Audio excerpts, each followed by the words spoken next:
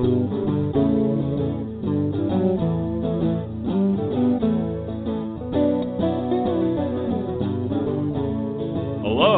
and welcome to Vacation Station, hosted by Lisa and Nancy, editors of BigBlendMagazines.com.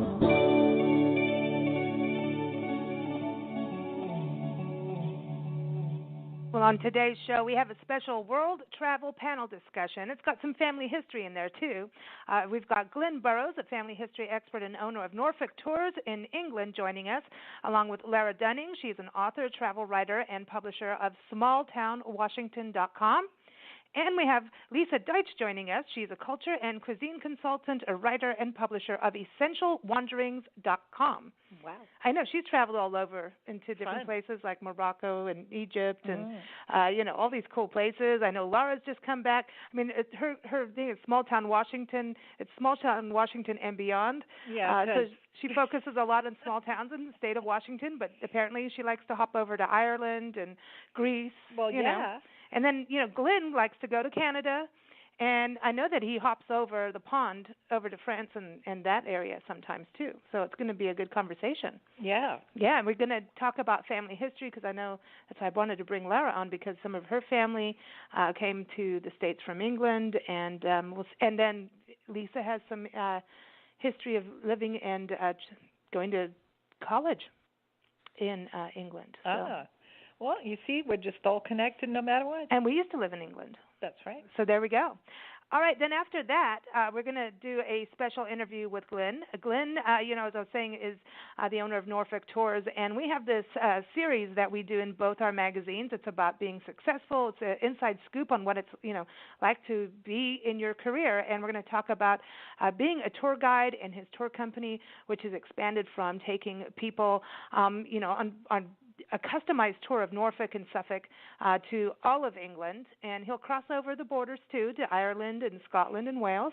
But he also specializes in people coming over to England to seek out their family history and go, where their grandparents were born or things like that. So we're going to talk about that in his expansion, and he likes to keep things real.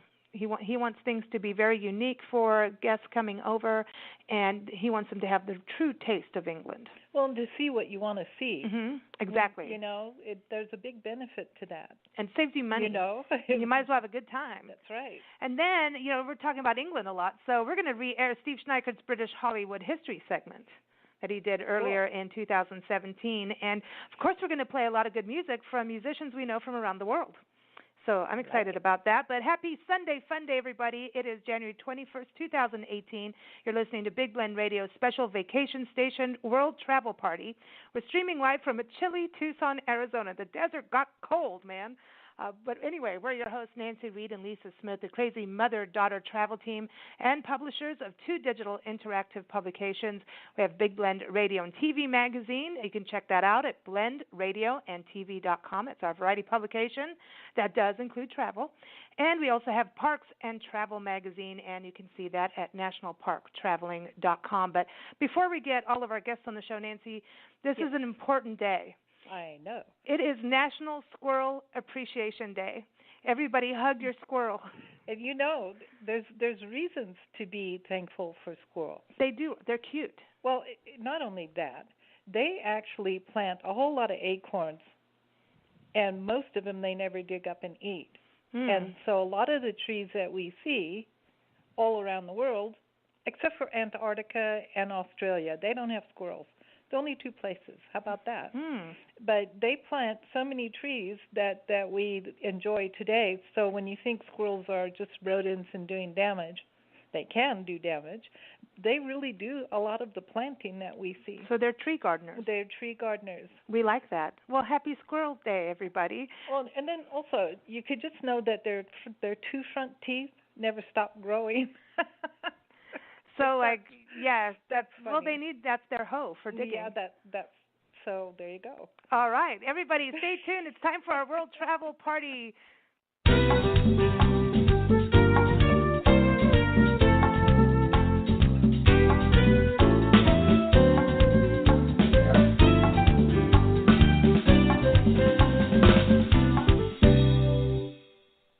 All right, so you're listening to Big Blend Radio's World Travel Party with Nancy and Lisa, and it is time for our World Travel Panel discussion. We've got three special guests joining us. The first one is Glenn Burrows. Everyone knows Glenn. He calls into our show about every month or so, and he is one of our expert contributors talking about destinations all around England, and also really connects people with their family history back into England. And you can go to his website, norfolk-tours.co.uk. That's what he does. He's the owner of Norfolk Tours in England, and he provides custom tours, and he takes people where they want to go. He says he can give them the complete package, and that's what we all want. Anyway, that's right. So you can read his articles and listen to past interviews if you go to blendradioandtv.com and click on our expert departments, and you'll see Glenn there. Glenn, how are you doing over in Norfolk? Yeah, I'm very good. Thank you very much. How are you? We're doing good. So a little snow dusting happened over in England last night, apparently. During the day, we had a little bit of snow. Nothing worth worrying about. But, yeah, it's nice to see it now and again. A little magical, magical. I know that, you've had that little bit of a cough over the last month or so, so does the snow help? I don't know about that. It's just a nuisance. Oh, well, it'll all pass and it'll all get better. I'm really excited, Glenn, because we have two ladies that do have some kind of connection back to England joining us. We have Laura Dunning, and she is an author, a travel writer, and publisher of smalltownwashington.com. I encourage you to go to her website and get to learn about that beautiful state. And I know, Glenn, you like to keep things real, and small towns are a part of what you do.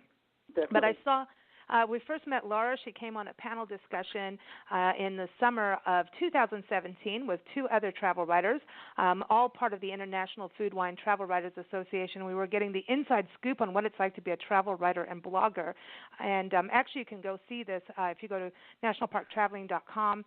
You'll be able to find the feature there and look in the December-January issue of Parks and Travel magazine.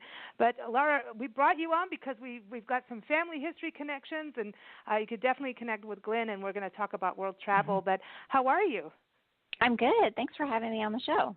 Yeah, we're excited because we want to talk family history and then hear about your recent travels, because as far as we know, you like to go beyond Washington State, even though you're one of those proud representatives of your state. Yes. Right on. Yeah, I was recently in Ireland. I visited all small towns there, and then in Greece, I had a great time in Halkidiki, Greece, visiting small towns. And it's a beautiful. Both of those are beautiful destinations. I love that, small town. So that's your thing, no matter where you go, is to. Yeah. What do you think prompted that in your life? That well, I grew up outside of the Chicago suburbs. So it wasn't really a small town, but it felt like it. And then I moved to Indiana, northern Indiana, to a very small town, and that's about 10,000 people. And, I didn't like it when I was young, of course, because it felt too small. But as I got older, I really started to appreciate it. And I also spent time on a small town on the Aleutian chain. I lived there for 3 years, and there was only about 80 people that lived there. And I loved it. That's cool. That's cool. And so everyone, again, smalltownwashington.com. You can keep up with Laura's travel stories around Washington State. Real quick before we bring our next guest on, who's also a member of the International Food Wine Travel Writers Association. And anybody in the world of food, wine, travel, hospitality, whether you're a writer, photographer, blogger, or if you're a visitor center or an author, I encourage you to go to ifwtwa.org. They have their annual conference coming up May 6th through 8, 2018, and it's at Whidbey Island, which is your backyard, right? Yep, yeah, it's just 15 minutes away. Wow. It's so beautiful. We've covered the conference on our show, and actually done a few segments with some of the travel writers that are part of Big Blend, and man, it looks and sounds so beautiful, and it's just one of those places, small town, right? And really keeping the sense of place and being authentic to who they are as a community. Yeah. Then each of the towns have this whole different vibe and feel to them, and there's just great food and outdoor walking, outdoor activities, and there's a historic fort on Whidbey Island, and there's military housing that you can actually stay in at Fort Casey. So it's got this great, very rural feel to it. That's nice. I like that. You know, I want to bring our next guest on again, also an International Food Wine Travel Writer Association member, Lisa Deutsch, and she is a culture and cuisine consultant. Now, you know, that's a good job to have. I like that. Really. She's a writer and publisher of EssentialWanderings.com. She's known as the LA Gourmet on Twitter. So, Lisa, welcome to the show. How are you? Good morning. Well, I'm looking out in beautiful Southern California, Los Angeles, and just so grateful to have not been dusted with snow over the past couple of days. So, so you weren't as cold as we were here in Tucson last night. I mean, you know, that got pretty freezing. Yeah, no, we don't go down that low. So we do live in paradise here in Los Angeles, and I'm grateful for it every day. Awesome. Tell us a little bit about EssentialWanderings.com. I know you do a lot in LA, but do you travel out in your writing? Well, I don't want to take up too much time here, but if I could just quickly tell my story. I actually graduated from UC Irvine with a degree in cultural anthropology, and both myself and my family were so confused about what one does with that. So I went off to law school, which seemed like a path everybody knew, and that's where I ended up doing some studying in the UK, in both London and Oxford, on exchange programs, which were fascinating. Love the UK and the people. They were so generous. And went through a whole career and a whole set of things, surreptitiously traveling my passion, fulfilling my passions on the side. And when I finally realized that my dream was my life and I needed to let that go full time, I started going out there and figuring out what do I do with this passion, and I started writing, and I hooked up with IFTWA and all these amazing people and places, and I've just been in heaven ever since. So I recommend to everyone, if you have a passion for travel, find a way to do it as much as you can, and if you can make it a career, good for you. Right on. And I know you've been to over 50 countries, and that's exciting because it really does keep you on your toes in life and gives you this broader perspective. So it's great. It's great that you've traveled so much. I wanted to get into our conversation here a little deeper. I wanted to talk about that England connection that everybody has. And I wanted to start with you, Laura, because on your Instagram post, you posted this beautiful photo of this ship. And you're like, well, this looks like the one that my family came in on, and I'm like, okay, wait. So now I know I know that you lived in different places, but I was like, okay, I would have thought you would be on the English side of history in Washington because I know there's so much English history there, but they came in on the eastern side. Yeah. So actually, a lot of my early ancestors were some of the first settlers in the U.S., and John Norval came across on the Mary and John, and around 1624 is what we think the date is. And they, in the register, it says that he came to muster. I'm not sure if I'm saying that right, but muster in a location. I'm assuming that muster probably means that he was maybe part of the King's Regiment. Let's see if I can. Muster at Mulberry Island. Glenn, do you know much about that? I've heard of the Mary and John, but that's obviously you need to. You need to know more about the actual people concerned. But the Mary and John is definitely a ship that I've heard of. I think that was, if I remember rightly, and I'm just taking it off the top of my head, I may be completely wrong, but I'm pretty certain that the Mary and John was named after two English, prince and princess. But I don't know whether I'm right. I'm just trying to Google it now. Hang on, and I'll tell you if I can. It was a 400-ton ship, and it sailed between 1590 and 1664. But I seem to remember it was named after two members of the royal family, but it might be named after his family. So when did you get interested in following your family's roots? Probably 4 or 5 years ago. kind of what stirred it is I don't know much about my mother's side because her parents died young, so I never knew my grandparents. None of me and my siblings did. So I just kind of got on Ancestry.com, and, it's addicting. Once you start clicking leaves and finding more information, you can, the whole day has gone by, and it's 8 o'clock, and you haven't even eaten. She's like Nancy Drew of genealogy here. Yeah. That's exciting. It is. It's interesting. It really is.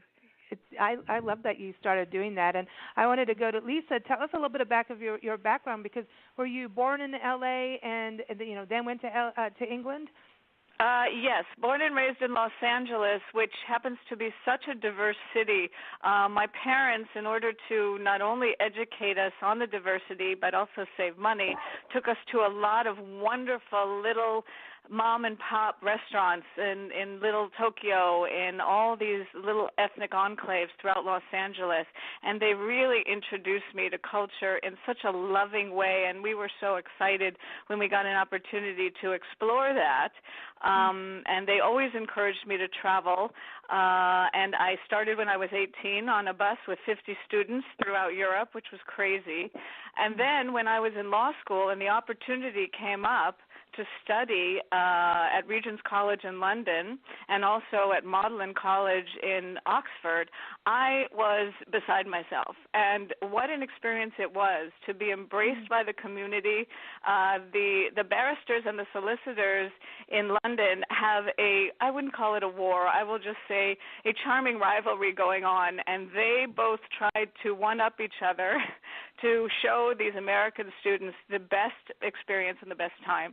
So I am so grateful for that experience and the incredible world of the legal system in the UK. It's incredible. That's awesome. So, Glenn, hospitable England, huh? Is that something you look at, the whole country, because it's giant, but, when you think about hospitality and how we think about it always in tourism, but I also think the education system is such a huge part of hospitality, of people traveling for education is another form of it. Glenn, do you ever deal with anybody from the education system that comes over? Yes, funnily enough, I've had 3 or 4 visitors now that I've taken around for sort of just a familiarization tour, so that I've had one lady who came over to England with her daughter to drop her off at the university, and she wanted to let her daughter see the area that she was going to be in, and also she wanted to see the area as well. So I took them around Norfolk. And also I've had another group just recently, actually, who wanted to come and pick their son up from university, who had been in Norwich studying for a semester, and they wanted to come and see where he had been. But we also had a little wander around Norwich and went to the castle and had lunch and picked him up and took him back to London. So yes, I mean, that is something that is quite important, because being a parent myself, it's nice to know that your children are in a place that is nice. When I took my daughter to university in Nottingham, it was good that we could go and see where she was going to go to. But obviously, if you're coming over to England from America, not everybody is able to do that. So it's good to be able to, in a way, entrust somebody to show them around, and that's something that I did for a couple of students who were coming over here. I actually showed them around without their parents. So their parents had seen that. If I could jump in here, Glenn, your schools are so stunning. All the colleges in Oxford are these gorgeous aged stone buildings right on this lovely water where we were encouraged to go punting, which is you stand on a raft with a stick and you go, and it is just the most, if there was the most beautiful environment to expand your mind in, I have to say that they're in the UK, because the schools are stunning. The programs have been around forever. The dorm rooms were beyond impressive. I mean, every student there has everything they could possibly want. The libraries are insanely gorgeous and well stocked, and I was just blown away by your system, and I need to get back there. So thank you for reminding me of that. Well, that's funny. One of the things, if I can just say before we move on, that as I come from East Anglia, Cambridge and Oxford have got a very friendly rivalry, and I have to come out on the side of Cambridge because that's my closest big university city, and Cambridge have got everything that you could imagine, together with the punts and with the beautiful colleges. And it's a place I always take visitors to because it's so amazing. But Oxford's okay as well. You know, I love the word rivalry because the British are so wonderful. In their rivalries, they try to outdo each other in the best possible way. It's not hurtful or painful. It's just like, we're better because we have the most gorgeous whatever, and that's the kind of war I want to be involved in. Everyone trying to outdo each other by sharing the absolute best that they have. It's spectacular. Exactly.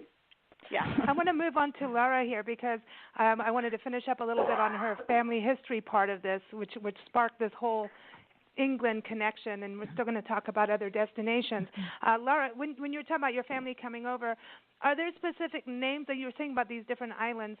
Do you know exactly like what towns they came from England, and specific names that Glenn can kind of have in the back of his head? I don't have names, but I have areas. I think it's an area like Oxfordshire. I think that's an area.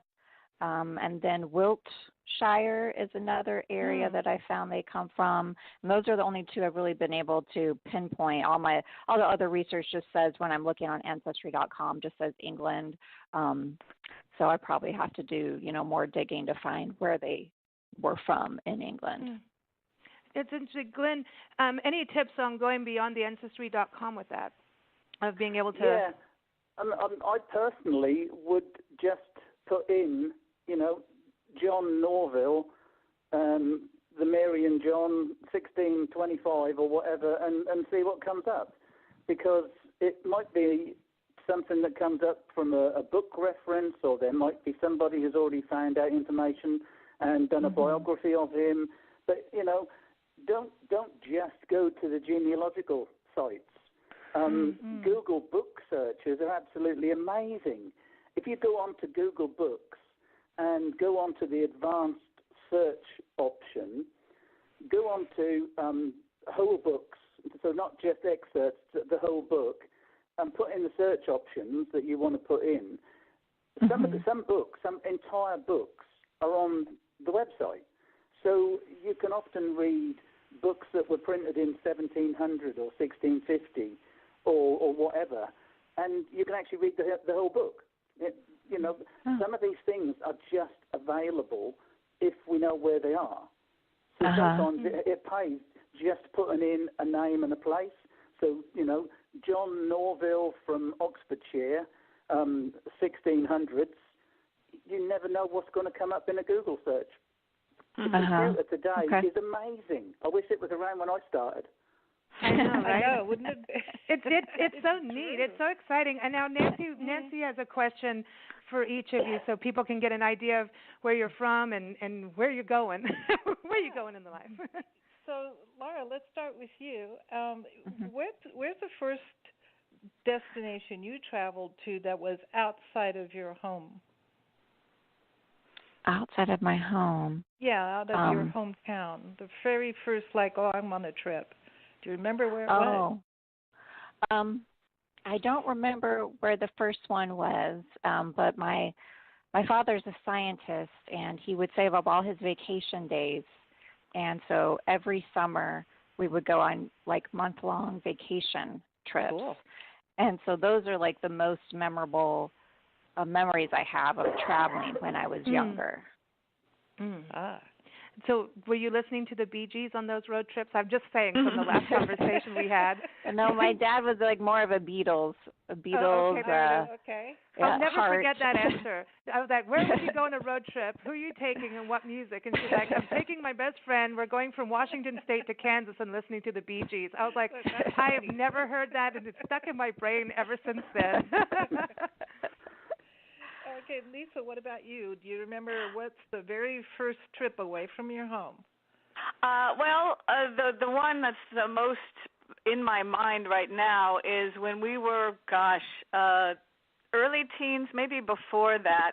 My parents took us to the New England states back east, and we stayed in all of the old inns where it said Washington slept here, with tiny, tiny little stairwells and doors, and we basically ate what they ate and lived like they lived. And I mean, it's like Disneyland, but it's historic. Actually, Disneyland's like them now that I think about it, because it was just such a wonderful living history, and I just couldn't get enough. And we went to Salem, Massachusetts, and we were in Boston Harbor, and learning history in the actual location, it doesn't get better than that. And for a kid, I was absolutely lit up, and I think that flipped on the switch. They got me beyond excited to travel. Excellent. Yeah, I know. That's what road trips do, man. Yeah. It's like, I don't want to go home just yet. Yeah. What about you, Glenn? Do you remember your first experience traveling away from home? My first family holiday was 1969 when we went to Butlins. It was a holiday camp, and it was just very, very basic. Did you say Butland or Buckland? I'm sorry, I just wanted to... Butlins. Butlins is a company that does a little holiday chalets on a camp, and it was very, very basic. But my parents, my dad worked on a farm, my mum sort of did potato picking on farms and things, so we didn't have any money. So that was our first holiday. But my first abroad holiday was when I went to France when I was about 11 or 12. I'd have been 12. We had an exchange system in school, so I went to France in Easter, and Patrick used to come to England in July. So we exchanged houses, basically, which was great. And funnily enough, to bring it all up to date, I'm still in touch with Patrick, so that's since 1972. Wow. Several years ago, and his daughter has had a baby today. So, wow. We're still very much in touch. Oh, so we have to have our champagne toast. I know that we're doing our world travel party, but we always have champagne on Sunday. So, we can toast to young Evie, who's hopefully she's home and safe in France at the moment with her mum and dad.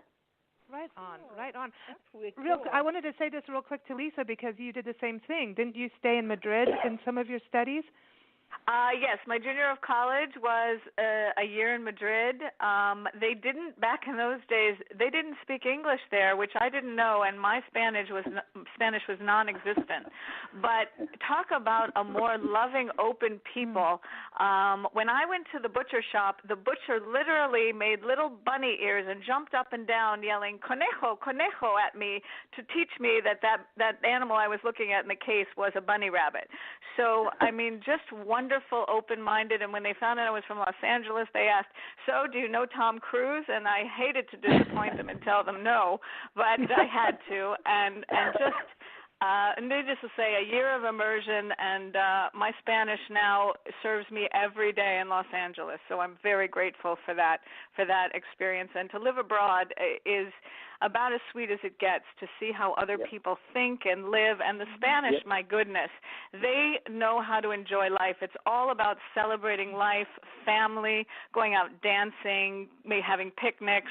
I thought, maybe I could really get into this lifestyle. It speaks to a lot of people I know, and I'm grateful for that year abroad. Right on. Okay, well, now let's go again. Laura, I would like to know, what do you think is your funniest travel story? Something really funny that happened. Oh, gosh. Huh. You're all getting this question. Yeah, so start thinking. Yeah. What's the funniest thing that's happened? You know, sometimes you think it's really a bad thing when it happens. You know, breaking down and, you know, with the Pride Alliance, that's happened to us. Break down, you're out there, and, you know, this was in Kenya. And was it Kenya or South Africa? Changing tires. We go like not even 10 feet around the corner, and there's a Pride Alliance sitting there. They're all just looking at you, and you're like, oh, hi. Hi guys. It's cool. Then we just hung out with them for the rest of the day. But yeah, there's it's so funny about travel. I think there's funny things you see, there's funny experiences, and then there's the bad, like the stuff that, oh man, here we go, detour, and later it becomes a funny story. I know in Kenya you can lose a camera real easy, even if you didn't leave it anywhere, if you get my meaning on that. Yeah. But I had this bottle of hand lotion that followed me all through Kenya because I left it in the room, and they were so honest about the hand lotion, and it went from game lodge to game lodge to hotel to hotel for months, just trying to follow me. Where is she now? I got to send that hand lotion. But your camera, no, not so much. Back then it was a little hard to get those back. But we had that happen here in this country too. So and we never got it back. But yeah, Laura, do you have a story that you remember? I have a story. I mean, I don't know if it's really, and I guess in hindsight it's funny. So when I graduated college, me and my best friend, we went to Spain and Morocco, and on our way to Fez, first of all, I had eaten something, so I was sick, and I was pretty much in the bathroom like that whole train ride. But in the middle of the night, the military or militiamen, I don't know who they were, they commandeered the entire train and kicked us off in the middle of the night, in the middle of the desert, in the dark. And, of course, everybody knew where to go except for us. So my friend, I'm sick, kind of sitting on my backpack, just trying to maintain my composure. And my friend is kind of arguing with these guys with machine guns. And eventually, they kind of give her the runaround, but eventually they pointed her in the direction of where we should go. So we got on our backpacks and we just followed the tracks and where they pointed. And, we weren't sure if we were ever going to make it to any place at all because it was dark in the desert. But we did. We ended up in the town of Berber. And we got in there at like 2 o'clock at night, and thankfully the hotel person gave us a hotel room. I mean, it was kind of traumatic at the time, but thinking back, it's not really funny, but it's a good story, man. Yeah, that's a good story. It's a good story. Yeah. So you've done. Yeah. So how many countries have you been to? Do you think? Oh gosh, I have never really counted. Probably under 10. It's not a whole bunch.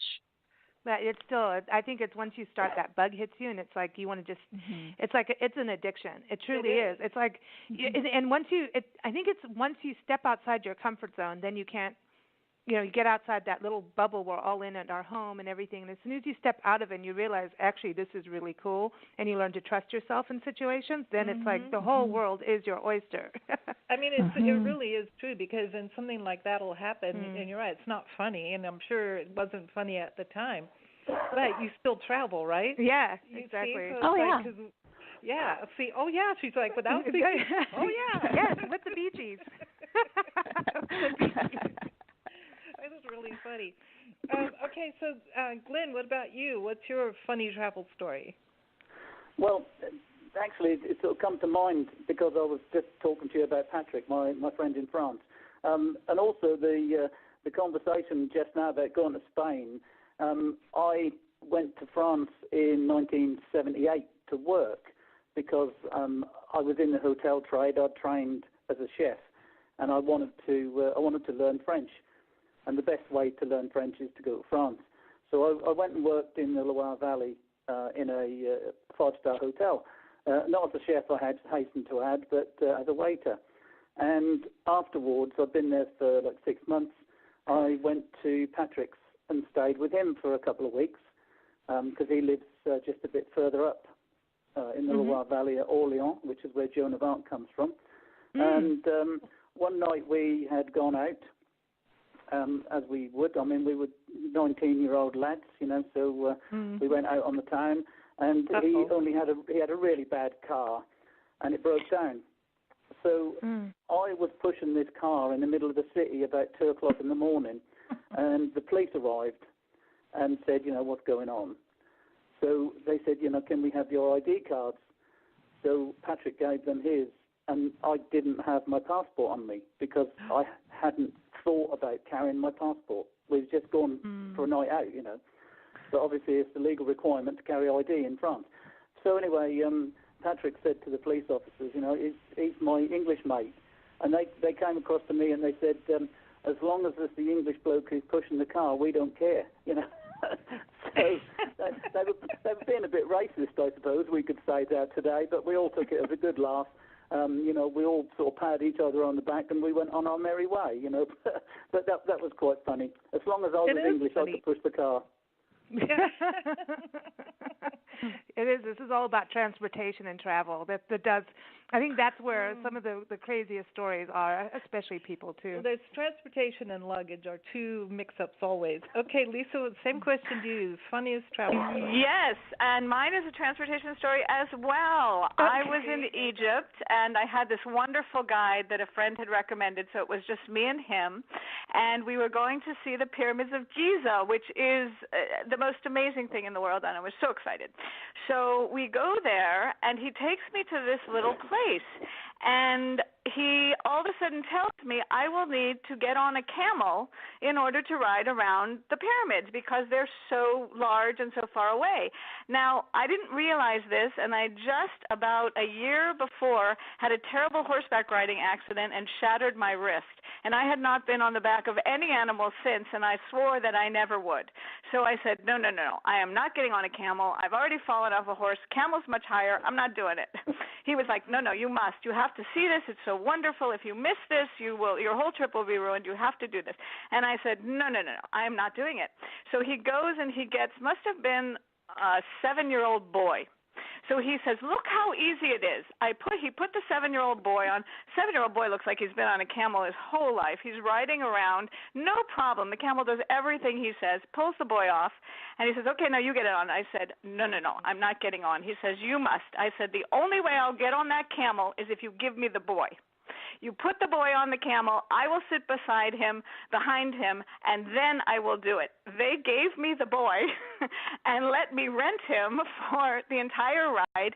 The boy was so calm, the camel was calm, I was calm, and I got to see one of the 7 wonders of the world close up, and I am so grateful that the Egyptian people were generous enough to take the time to talk me into that experience because I was ready to walk away.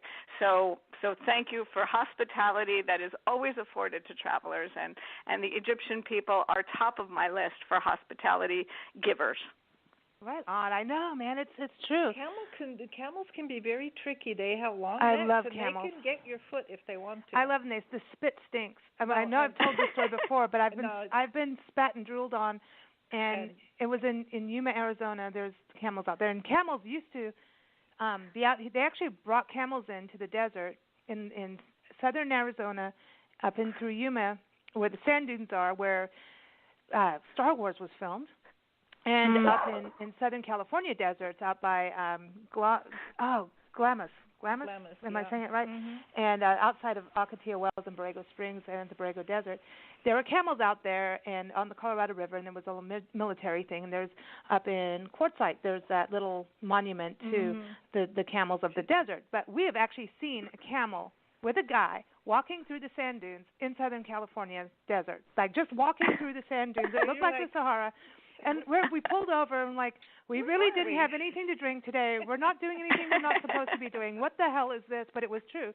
But in Yuma there was this place and they had camels, and I remember we were filming and doing all this stuff, and I have a thing about camels that they're my favorite. Like there's just something like them and moose. I think they're related. This camel drooled all over me, and of course I'm excited about it. Except for when you got in the car, you realize that smell out of the car. It took weeks. And then we had a business meeting to go to. I smelled. Oh, no. Then we had to go to the casino and film in there and do all this stuff. And now it's full of smoke back in those days. I walk in. people could smell me in the casino through cigarette smoke. That's how much. They all turned and looked. They would look at me, and I'm like, yeah, well, you really stink. like it reminds me of the Seinfeld episode with Kramer, like, you stink. I mean, I really did. It's cool. It's cool. So I want to know, each of you, where your last world destination, somewhere outside your country that you've been to. Let's start with you, Glenn. So where was my last destination? Yeah, that it was outside England. Canada. That's right. Yeah. Yeah. We went to Canada a year and a half ago. We started off in Toronto, and I met up with my cousins. I've got 3 cousins out there, and all their families.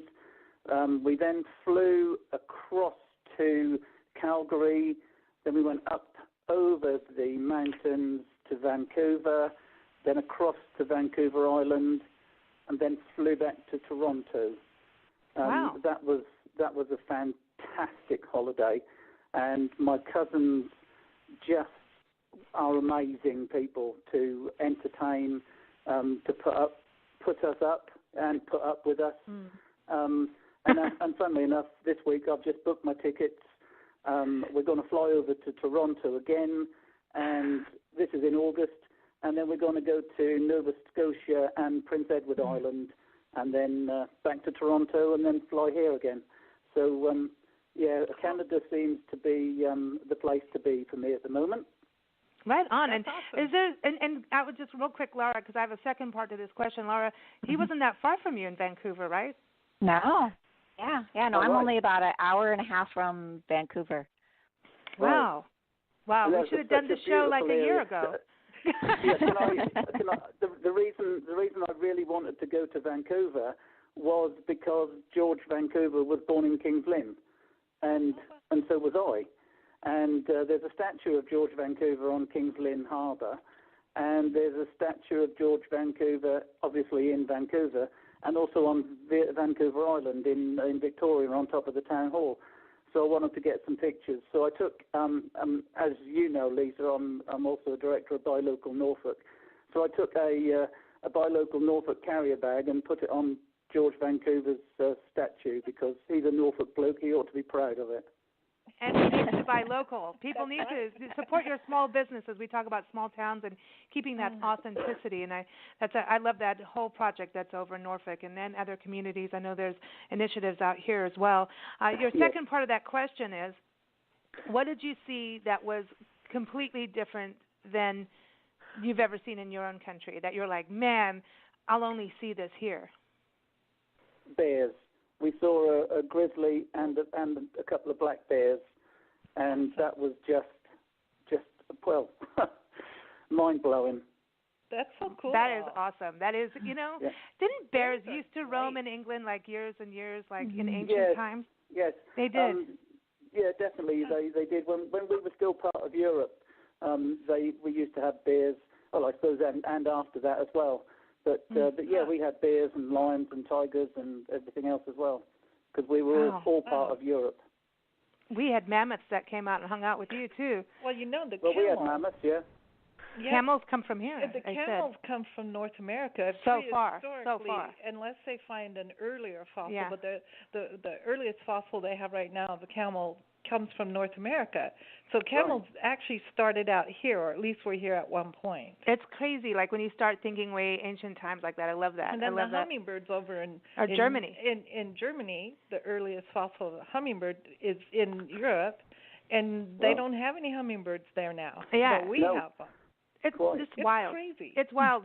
And so I want to go to you, Lisa. What was the very last place outside of America that you went to?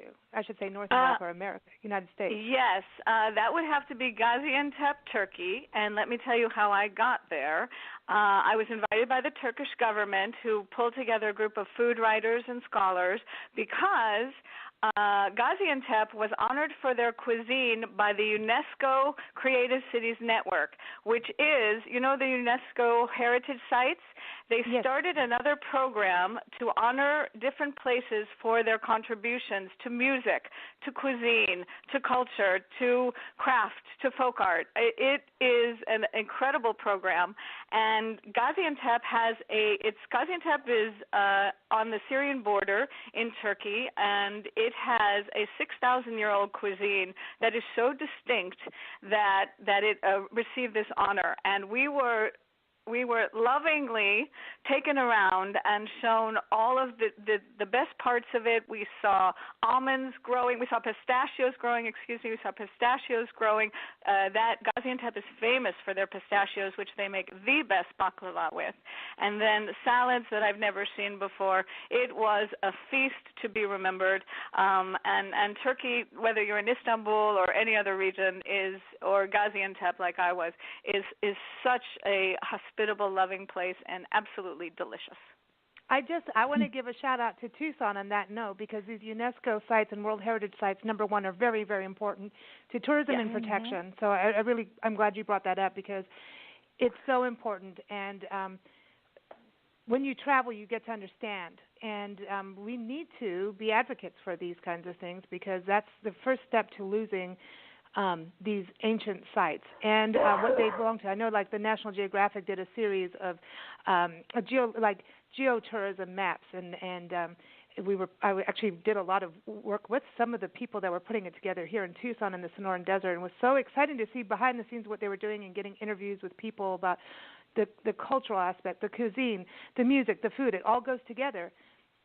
It does, and I don't think people realize that the UN is doing this as well. You know, people don't see that the great resource the United Nations is, and all of the wonderful things they do to preserve and honor and celebrate cultures and countries, and to make sure that we have them for a long time to come, so our children's children will be able to see Angkor Wat or taste food in Gaziantep or do any of these amazing things that this planet is so blessed with. I want to give a shout out to Tucson, our city here, but Go we Tucson. were declared we were declared the very first UNESCO gastronomy capital of the world. So we got good food. Yeah, here. we rock here. I mean, we've got food. the best tacos ever. And we just know saying. It's hard to lose weight here. I know. It's a great city. It's a great city for wine, it's just our whole region, and we really work with the Native American cultures as well as the Mexican culture, and, it's just such a diverse thing, so it's really cool. I want to get to Laura on this question, too, and I want to keep us on time here. So, Lisa, what was the one thing when you were over there that you just like, I'll never have that again, that experience, or see something or taste something? The food, the freshest, greenest pistachios I have ever seen, the most delicious baklava. They claim it, and I want to say it was there. I had the best baklava I've ever had in my life, pistachio baklava, to die for. Right on. Now, Glenn, you're going to Nova Scotia, right? Yes. In family history, Steve Schneikert, our Hollywood historian, you know Steve, right? Yes, of course. He says to say that his great-grandmother and her family originated from Nova Scotia, just so you know when you're out there. Well, I'll tell you why I'm going. It's because one of my ancestors actually fought in the 1812 war. No way. He was there in 1816, so he probably was there just to sort of keep the peace. And he was in Halifax, and that's why I have to go to Halifax, just to go and see where my ancestor was. Wow. So that's really great. If Steve sends me some information, I'll see if I can find anything of his family while I'm over there. Right on. Maybe we could get a Nova Scotia Hollywood history segment, too. I swear we're all going to end up related. I know we're all going to be family at some point here, So I want to go, Laura, what was the last world travel destination? I don't know if it was Greece or Ireland or where with you. It's been doing a lot lately. Where was the last destination? And then what was that unique, I'll never see this anywhere else or experience? And so in October, I spent 10 days in Ireland. I just stayed in County Kerry, and it was a solo trip. and I just loved that area. I have been to Ireland before. I spent 6 weeks there backpacking around solo, and so it was nice to return again. And some of the highlights were doing the Skellig Coast Drive, which in the new Star Wars movie, they filmed some of the locations on Skellig Michael Island, and that's a UNESCO site, and I really wanted to go see that. It's an old monastery up on top of this on top of this island. It doesn't even look like anything could even be there because it's like kind of like a straight up and down island.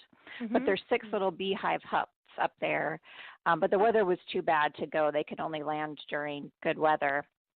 But the one thing that really stands out that I would never experience in the U.S. is seeing the peat drying out and the smell of peat in the fireplaces. That's an interesting. That's an experience, and that's like those sense memories too. When you start, you can remember smell. You know what I mean? When you travel, I mean, I remember this when we lived in Mexico. There's this one portion driving through Ensenada, and you get outside of Ensenada, and there's this one channel of fish smell that went across, and it was like because you're at the end part of the harbor, and this channel, like this waft of old fish would come through, and I would roll my windows down for it. And I know it's crazy, but you would do it just then for you that. Knew you were in Mexico again. Yeah, I know. It was like, we're at the sure fish. Mexico's tourism the same. Thank you. We're Lisa. at the fish tunnel. No, but it was like there was just this. I can't explain it. It's weird, but like the peat. Glenn, is that something that you see a lot in your area, or is that really more Ireland?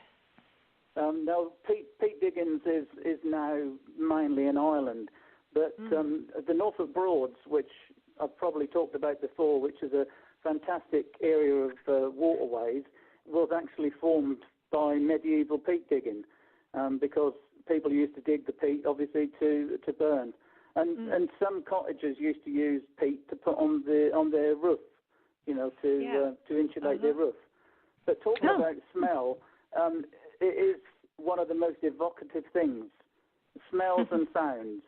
If ever I hear a cockerel crowing, I'm back in France again when I was 12, and I used to be woke up by the cockerel in the garden, and again smelling fresh ground coffee. I'm back in France because Patrick's mum used to make coffee fresh every morning, and a smell can transport you all over the world, and all over the time scale.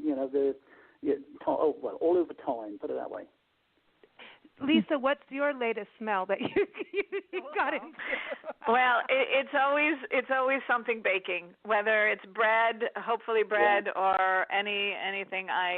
There were so many lovely. They sort of have that pizza oven shaped, open looking.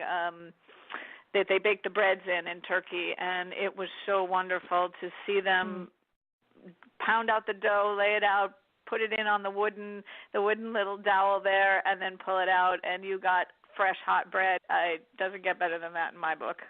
Right on. It's funny. And your website has really gorgeous food photos. It made me hungry. I was looking. Well, thank you. Then it's working. And I'm just trying to share the amazing delicacies and the joy of celebrating diversity through the cuisine that each person finds, each country finds a new way to use what they have locally and makes these unbelievable dishes that you can't find anywhere else. So another great reason to travel, gastronomy. Right on. So I have to say my favorite smell that comes to mind right now is the marula fruit that you used to be able to see in South Africa and Kenya. The animals come out because they smell kind of like kumquats, and they would eat them all and get drunk. And it was fun to watch. Right on. I like that. Yeah, do you remember? Yes, I do remember. And I remember watching, all the animals, and I remember drinking marula juice. But anyway, that's a whole other deal. Okay. I wasn't going to go there. I know. Okay. So when we talk about food, I want to know, what is something that you tasted that you've never tasted before, good or bad? Sometimes you taste something and you are like a guest and you've got to just eat it whether you like it or not. So let's talk about either. It's just going to be something that made your eyebrows go to the top of your head. So let's start with you, Lisa, because you're the cuisine queen here. What is the one thing that you've just that is unheard of? That's it. And it's so hard to get in Los Angeles, which is driving me crazy. It has to be mangosteen. In Thailand, they call mangosteen the queen of all fruit.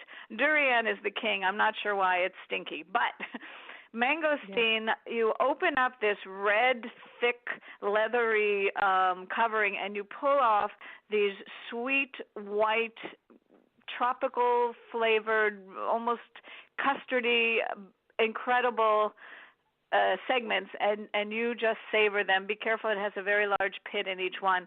And I have just never, the fruit selection in Thailand and in Southeast Asia is stunning, obviously because of the tropical weather, and I cannot get enough mangosteen, and anytime I see it, I usually go through almost a kilo by myself.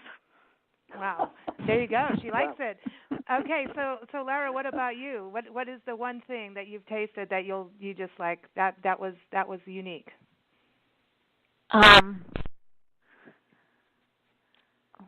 Well, I love octopus, and I don't order it in the U.S. because I haven't had very good octopus here, but when I was in Greece in the summer, we stopped at one restaurant, and the octopus was just amazing. It was, grilled perfectly, and they had mashed it so it was tender. So that's one of the things I always like to eat when I travel over to Europe and the Mediterranean countries that know how to cook it well. Right on. I didn't know that. I mean, I don't eat fish. We're allergic to it, both Nancy and I. But I always look at that. I go like, dude, no way, it's not happening for me. The octopus thing, I'll do the mangosteen, but the octopusy thing hanging up there with all their tentacles, like, good for you. I'm glad you're doing that. I just keep hearing Ringo Starr, in my head, but good for you. I'm glad you found it. Glenn, your food outside of England.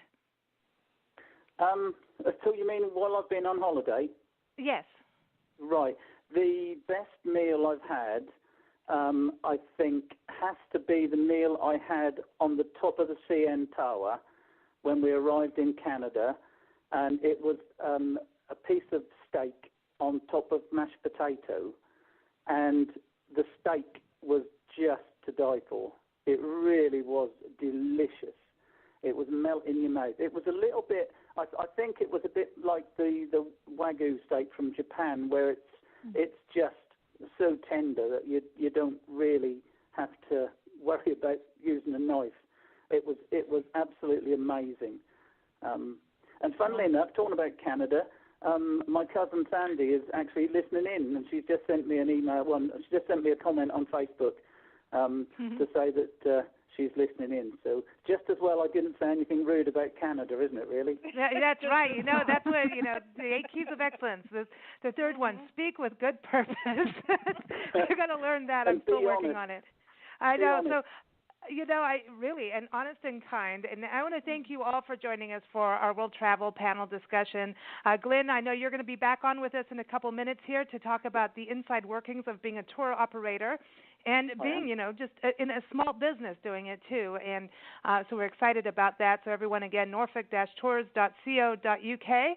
And also, so my last question to you all is about where's your next destination. So, Glenn, we know you're going to Nova Scotia. Is that the very next thing, or do you have anything in between we should know about?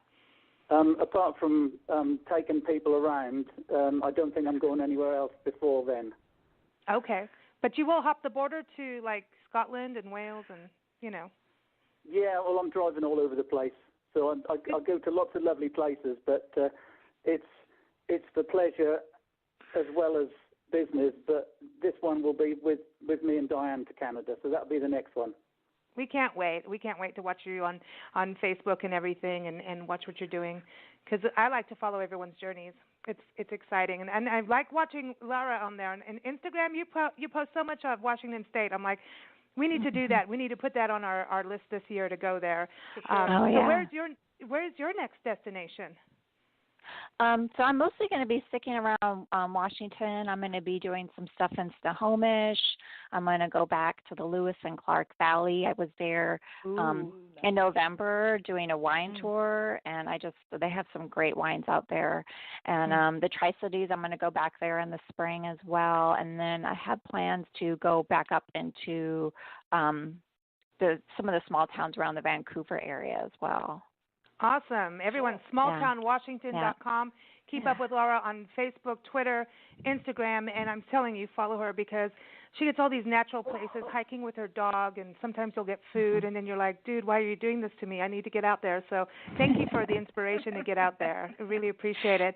And then also Lisa Deutsch, everyone, is essentialwanderings.com. Where's your next destination? My next destination is Azerbaijan. They gained their independence from Russia in 1990s and in the 90s, and they are a Muslim nation that completely embraces every religion. They practice celebrating diversity. Their women had the vote a year before we did here in the U.S. They are such a progressive nation, and nobody knows about it. So I'm going to go find out and celebrate and explore Azerbaijan and share that with all my readers. Right on. Very excited. Everybody, you can keep up with Lisa on Twitter at LA Gourmet. And on Facebook, what's the best place for people to keep up with you? My name, Lisa Deutsch. There you go. There you go.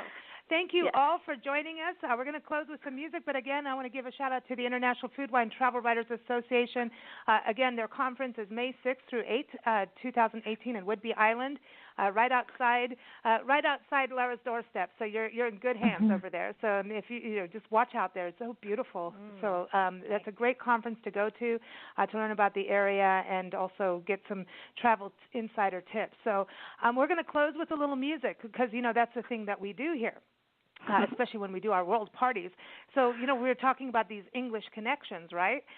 So this song is from Kwame Benet and Shakedown, and they're based out of Harlem. We love our Kwame Benet, and the Shakedown. They were on our cover about 2 years ago in the magazine, and his family roots are in Ghana. And he lived some of his life in West London, and now he's in Harlem, and they're rocking the world everywhere. They toured Europe last year, and they're getting ready to do it again. So this is, again, off of their new album. The new album is called Roots, Rock, and Universal Love. You can see our interview with him on blendradioandtv.com, but go to their website, Kwame Benet, shakedown.com. Here it is, a song called World on Fire. It's about unity. Thank you so much, everyone. Bye. Thank you. Thank you. Bye-bye. Bye. Bye.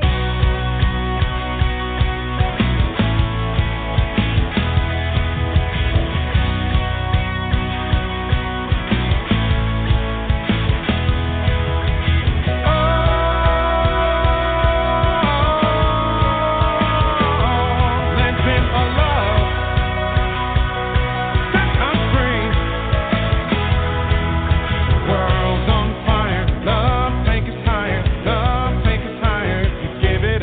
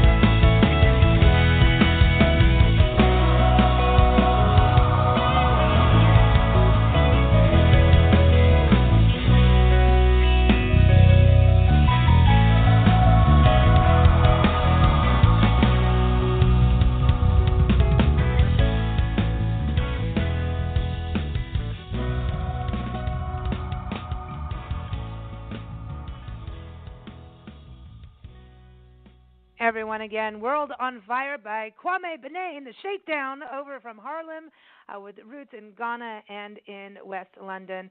That is their latest album, or their song World on Fire, from the album Roots, Rock, and Universal Love. You can go to blendradioandtv.com and just type in Kwame, Kwame, and you'll find our latest interview with him. And we love playing their music. And I love their music. The Shakedown, I mean, it's like they've got the soul of Sam and Dave and Wilson Pickett and, you know, Bob Marley and their own sound. I love it. Mm-hmm. And they always promote peace, love, and positivity.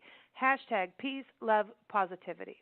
And one of my favorite songs on the album is Universal Love. I love that. And Mona Lisa, because, I'm Lisa. Sure. You know, it's all about me. Well, anyway, so, okay, our next segment's all about Glenn. So stay tuned. It's time to catch up and find out what it's like to run a travel company, especially one that isn't cookie cutter, that really works according to what their clients want to see and do in England. So everybody stay tuned.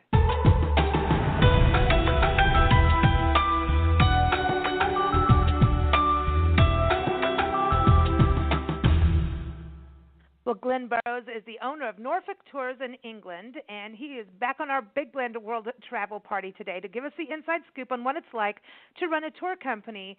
It's one of our success stories that we do in Big Blend magazine and also in our Parks and Travel magazine.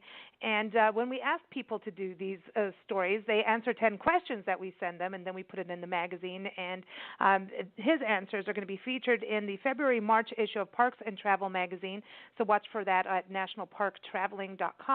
But we wanted to really get the inside scoop with him because he's been doing this for a while now, and his business has expanded from not only giving tours and that focus on family history just in the Norfolk and Suffolk area of England, but he's expanded out to covering all of England. And if you want, you need to go to Scotland, he'll help you out too. Maybe Wales, maybe Ireland, you know. And he really looks at what do people want to see and do when they come to England, and he wants to make sure that you get everything that you need. You have that experience. So everybody, he's also a Big Blend expert contributor. You can read his articles in Big Blend Radio and TV magazine and Parks and Travel magazine. If you go to blendradioandtv.com, you'll see him in our expert department. But go to his website, norfolk-tours.co.uk, and get connected with him. Glenn, how are you doing? It's your second round on today's show, and you still have that cold thing going on. So we hope it just gets on your wick. Really does. Well, you're getting there. You're getting there. I know. You're getting better. It's better than the last 2 weeks ago. You know. Yeah, well, there you go. You know, I'm really glad to hear about the expansion. I know that's been going on for about a year now, the expansion. But give everybody a little inside scoop, because whenever you come on the show, you're really, helping everybody with their family history or giving people all this knowledge about England, your country. You're like one of the biggest spokespeople, I think, for, keeping the heritage alive and people connecting them with the history, the nature, and the fun stuff, as well, like, going to the beach or, having fish and chips. But what was it that got you started, in 2010 to actually get into this, become a tour guide? Well, it's a very long story, but it was basically a health problem I had, a very, very long-standing, ongoing mental health problem. And at the end, my GP actually said to me, we can't just keep doing this forever. You need to do something that you love. Because basically what I was doing was changing my jobs every year or two because it used to do my head in. So basically he said, look at the pattern that we've been doing since, I think it was from about 1996. So he said, I'm fed up of just, putting you on the club all the time, putting you on the sick. He said, so I'm not going to let you go back to work until you find something that you love. And what I loved wasn't out there because I needed to do something on my own. I needed to be in charge. I needed to be the one responsible for what was going right and what was going wrong. And it was just such a change in my life. And, I often say to people, that I used to sit up the corner rocking backwards and forwards crying. And since I've worked for myself, touch wood, I haven't done that. I have not done that since. And it must be a lot to do with just being happy. just doing something I love. And it was lovely that one of the girls, I don't know which one it was, he said that she just followed her passion. I just wish that someone at school had told me that I had to follow my passion and not just do a job because I needed the money. I needed to do something I love. So, and that's what I do today. I haven't worked since 2010. I've just earned money doing what I love. I love to hear that, and the frustration that comes for people that, you know, that you're supposed to do this, you're supposed to go, there's this like formula that everybody's supposed to fit into, you know, when you're in school and, you know, it's like you will do this, you will do that, and you're like, no, I don't want to do that. I'm interested in this, and maybe that career hasn't even been created yet. Exactly.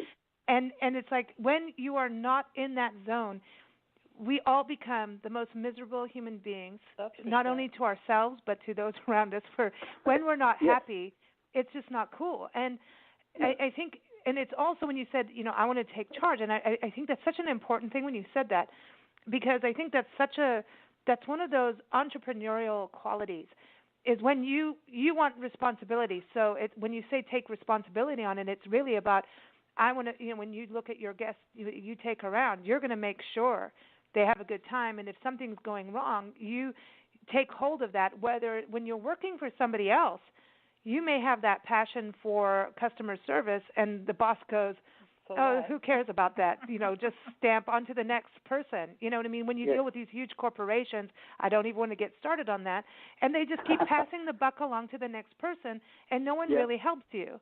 And I think that's something where entrepreneurs get tired of that, and they want to do what they want to do, and you have to take charge. You have to be like a rhino. Oh, I don't want to say that the wrong way. Like, you know, there's some political words on that, but, you know, there's that take charge and go for it. Yes. But, you know, the best thing is that I am responsible. You know, I am responsible if anything goes right, but I'm also responsible if anything goes wrong. And it is fantastic, because if something goes wrong, it's then up to me to fix it. And when I do fix it, it makes me feel good.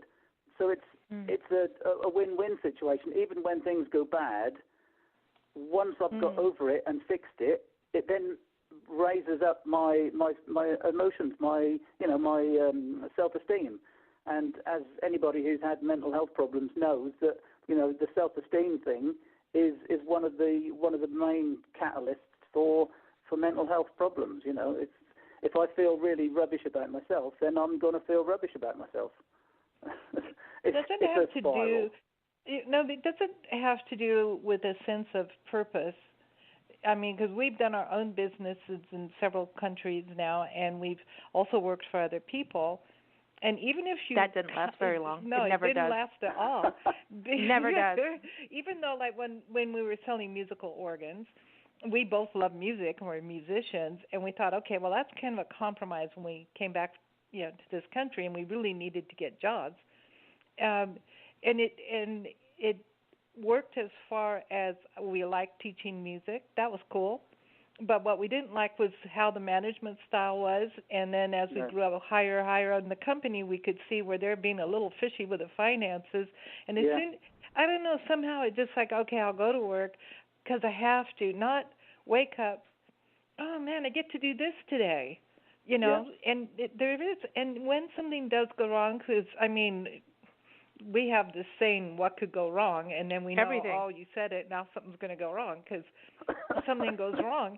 And never say the three words, bring it on. Never say that. Oh, you just said it. Oh. Dude. Uh-oh. I better not take that 1 hour walk today. Yeah, really. But, you know, what could go wrong? When things go wrong, you get to be the person to step in and solve it your way without having to go beg somebody else to do it. Yeah, exactly. You know, and then you have that feeling of confidence. Every time something goes wrong and you fix it, you gain more confidence. Yeah. And I mean, I think when you work for somebody else, for some of us, it is devastating, especially if you don't like your boss. Yeah, quite. It's true. So you have a purpose now, and you're making people so happy. And you've been doing it for over 8 years now and expanded. But let's talk about these being your passions. Yes.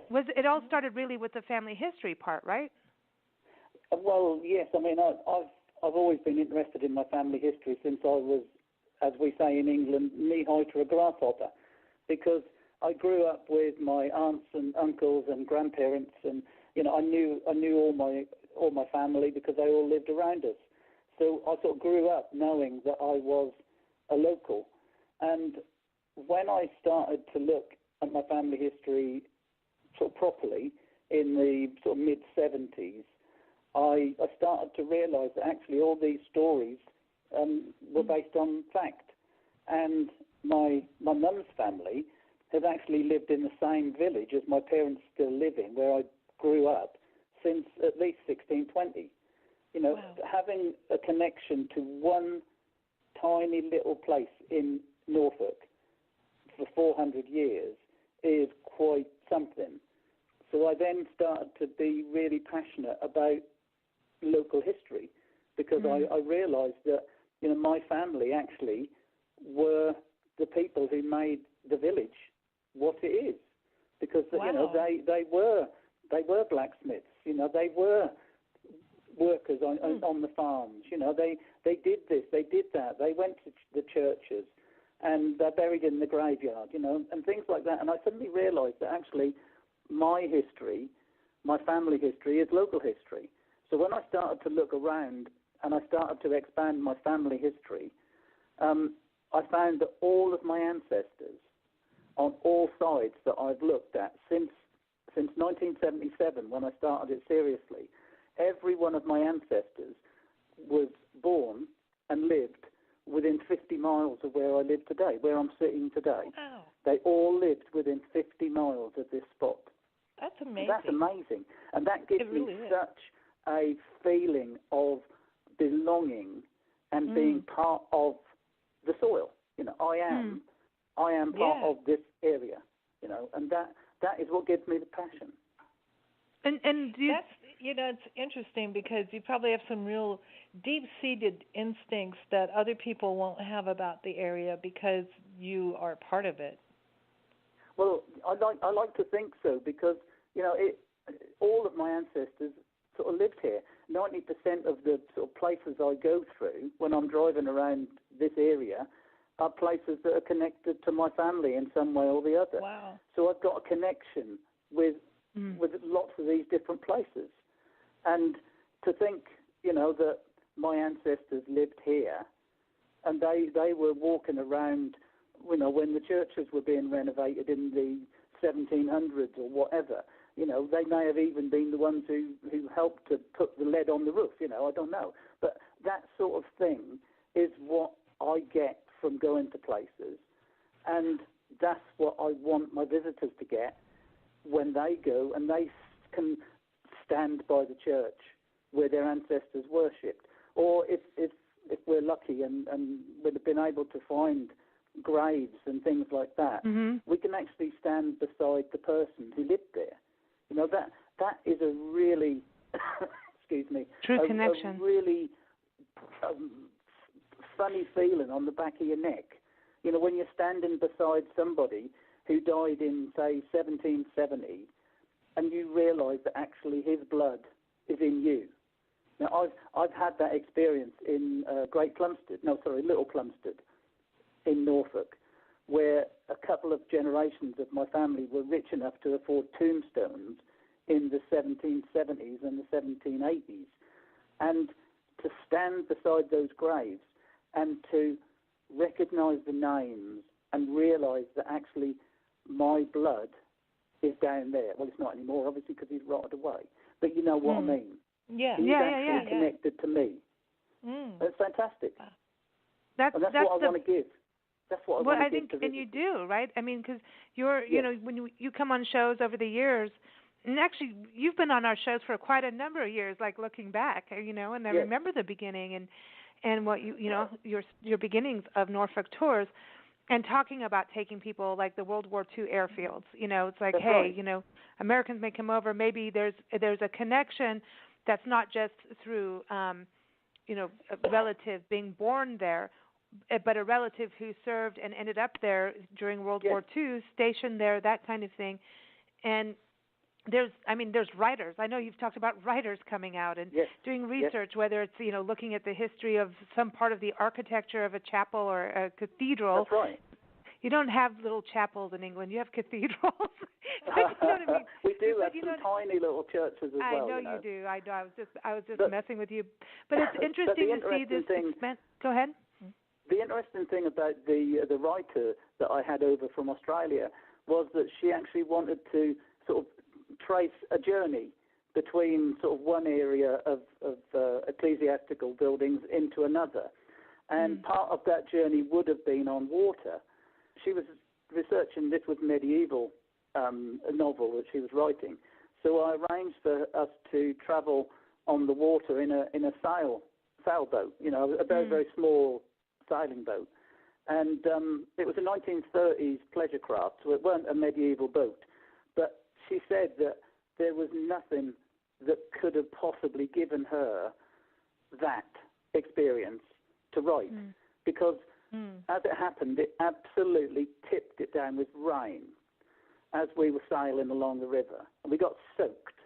But she was absolutely, not literally jumping up and down, but she was absolutely in amazement, because she said it just gave her everything she needed for that part of the journey, because it was the sound of the water on the boat, the sound of the sail flapping in the wind, the sound of the rain, the feel of the rain on her face.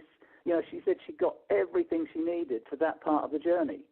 But, you try, if you're going on you go on a cruise or something, and you go on a shore trip, you try getting something individual like that, and you can't do it. You have to go on a bus trip to go and see the sights. Well, that to me isn't what I want to see. I want to see real things.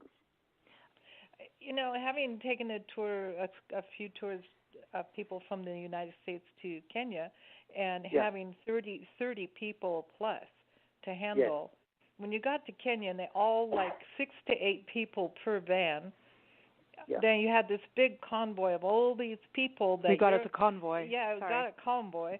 And you're responsible for all those people having a good time and being safe. And it got so horrific. I would ride in the first bus, and then they would complain, well, you didn't spend any time with us, so, oh, gosh, got to get out of the bus now, everybody stop. Go to the second bus, and then try to remember what bus you've been where and who you talked to when, so that you could make sure you gave equal time to everybody. And then you always had, some bullshit person on the bus that would tell the driver, go this way.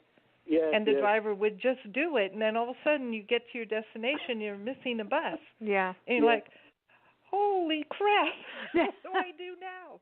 And there was no way you could call, as much as I tried, there's no way you could have a personalized experience that way. You just can't. Well, the personalized thing to me is so interesting what you do, Glenn, because you were talking about the lady on the boat, going out there and in the weather and getting this unique perspective.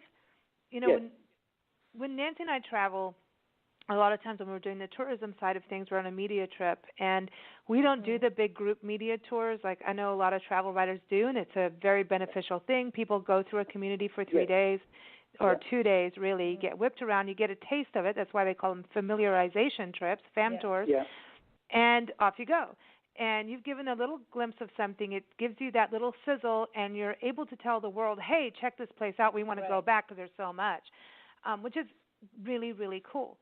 What we do is a little different because we do video and radio and all that, as you know. But we end up going kind of on a more personalized tour when we travel, whether it's a national park ranger, when our national parks are open. Thank you, government. Or, you go into the gateway communities, which is what I always want to say. Go there, balance your trips out between the parks and the gateway communities. And if you do have a government shutdown, go to the gateway communities. I guarantee you'll have some, great experiences, and there's always a park near there too. But we end up going with the visitor bureau person, or maybe the restaurant person will take us on a tour of their restaurant and show us something unique. And we've had a couple friends and writers tag on with us and they're like, oh my God, you're going somewhere, we want to go with you because you're getting this personalized introduction to the history of this place. And then the people we're with, especially visitor bureaus, and they turn around half the time at the end and go, oh my God, I just looked at my community in a completely different light. I never thought about this. For you as a tour guide, are you learning through your visitors coming through and the guests that you're taking around because they each have this unique idea of what they want to see and do, whether it's educational, for research, family, or just, hey, I've always wanted to have fish and chips over here. Are you coming away with something new from taking people around? Yes. I learn from everybody who comes because everybody's different and everybody has got a different view, and they're looking at it from a different place. I mean, I'm looking at it because I'm surrounded by it, and I'm passionate about it, but I don't necessarily look at it in the awe that a lot of my visitors do. You know, I mean, yes, I am absolutely knocked back by going into a cathedral and just looking at the scale of a building that was built by people who basically lived in little mud huts, and they then built this magnificent thing nearly 1,000 years ago. How on earth did they do it? But I'm not looking at it from the same viewpoint that somebody will look at it from a place where they never see anything in their own localities over 150 years old. You know, 90% of the things that I'm surrounded by are really old. You know, my parents' house, parts of my parents' house date back to the 1500s.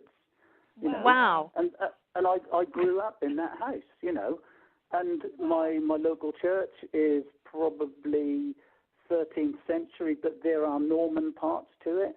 So, you know, the church that my children were baptized in is on a site that's been used for 1,000 years.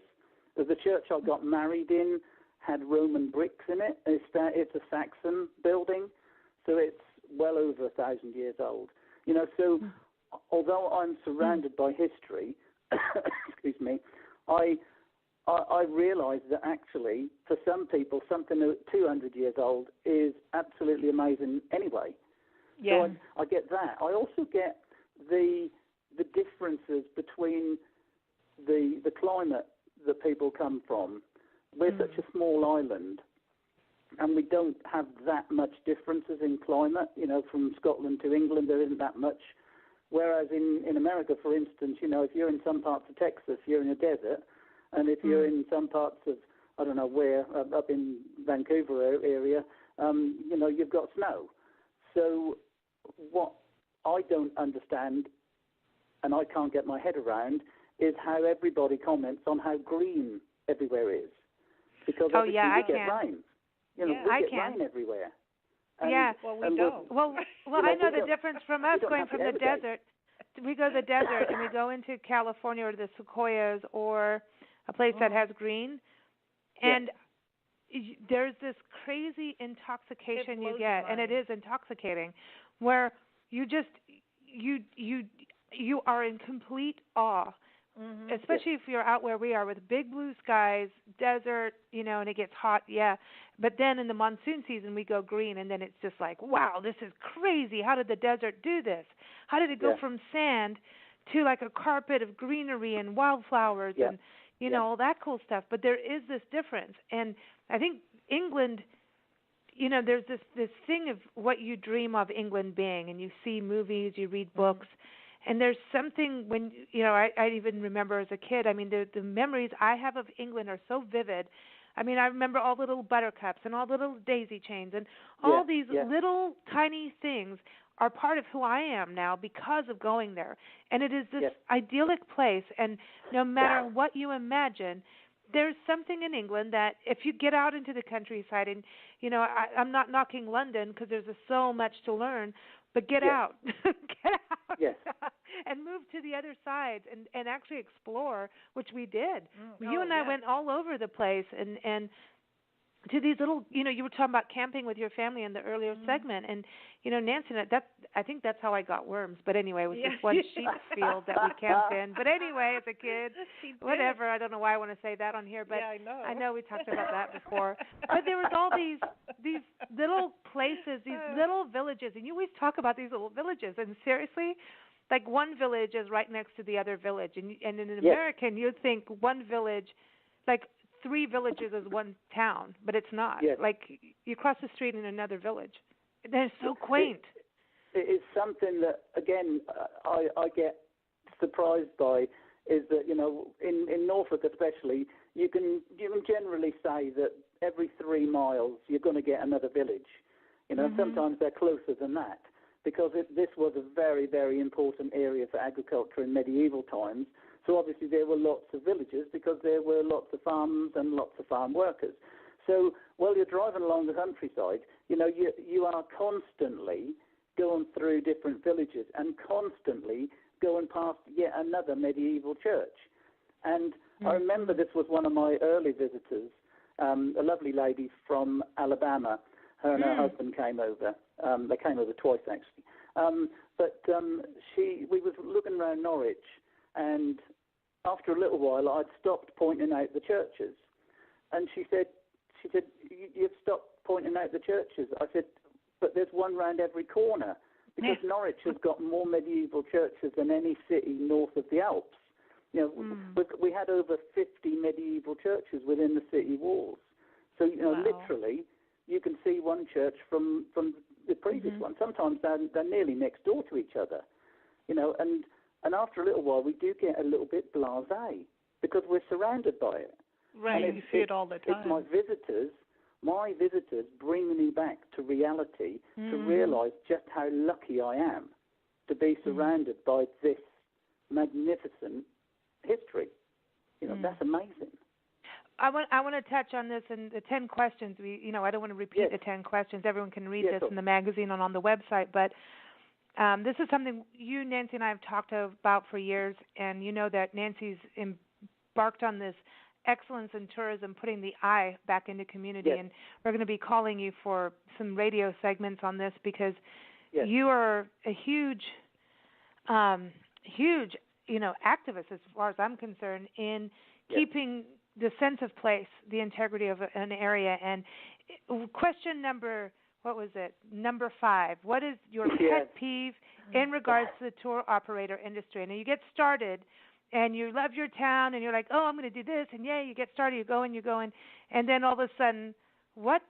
And then you had to send me what USP means today. I'm like, what's USP? Over here we have UPS. It's a United Parcel Service. I'm like, what? Is this a new thing? And it's unique selling point. Yeah. And I said, Nancy, it's like the POV. She's like, no, Glenn is right. USP is everywhere. And I'm like, I know about unique selling point, but I never looked at it that way. But number one, Norfolk Tours obviously has a unique selling point. It's custom tours. No matter who you are, where you're coming from, you get to custom create your tour the way you want it. Glenn takes care of the details. So if you're not into your family history, or maybe your family history isn't there, and you want to go see all the fish chips places, that's what's going to happen.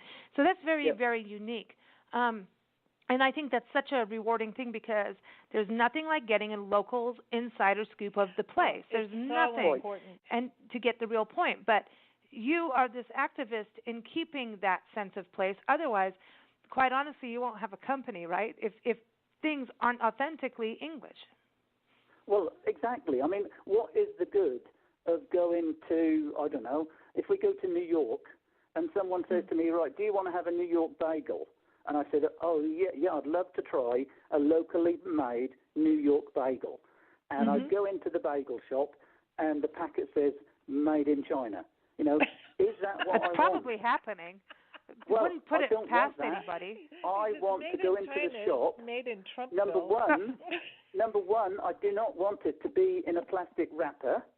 I want it to come straight off the shelf into a piece of, a paper tissue or something so I can eat it. Yeah. And number two, it needs to be made in New York because it's a New York bagel, or whatever. That's right. And that is so important. Yeah, because nobody would travel if everything was the same, there would be exactly. no reason to travel. And the tourism industry is huge throughout the world, and it's so important. And it gives people more jobs, diverse jobs, not all jobs belonging to one corporation, and then the corporation closes and you're all out of luck. You know, the safety of a town depends on good tourism handled responsibly. Then I get on my soapbox. It's so important. And to have people come visit you means you have to offer who you are. Not you don't want to be Disneyland, because Disneyland is Disneyland. Now, exactly.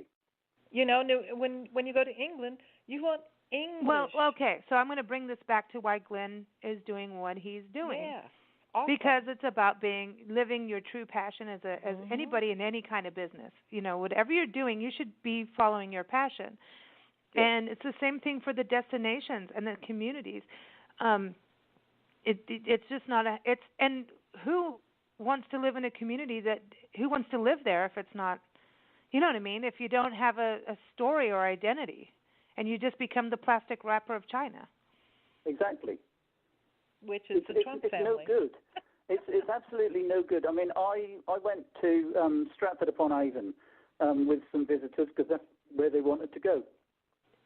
And actually, I didn't really enjoy it myself because it was just too touristy. You know, it was wrapped up for tourists. And yes, Shakespeare's house is lovely. The church where he was baptized is a beautiful building, and you know this, that, and the other. But it was just too marketed. You know, it was too plastic, and I just like real things.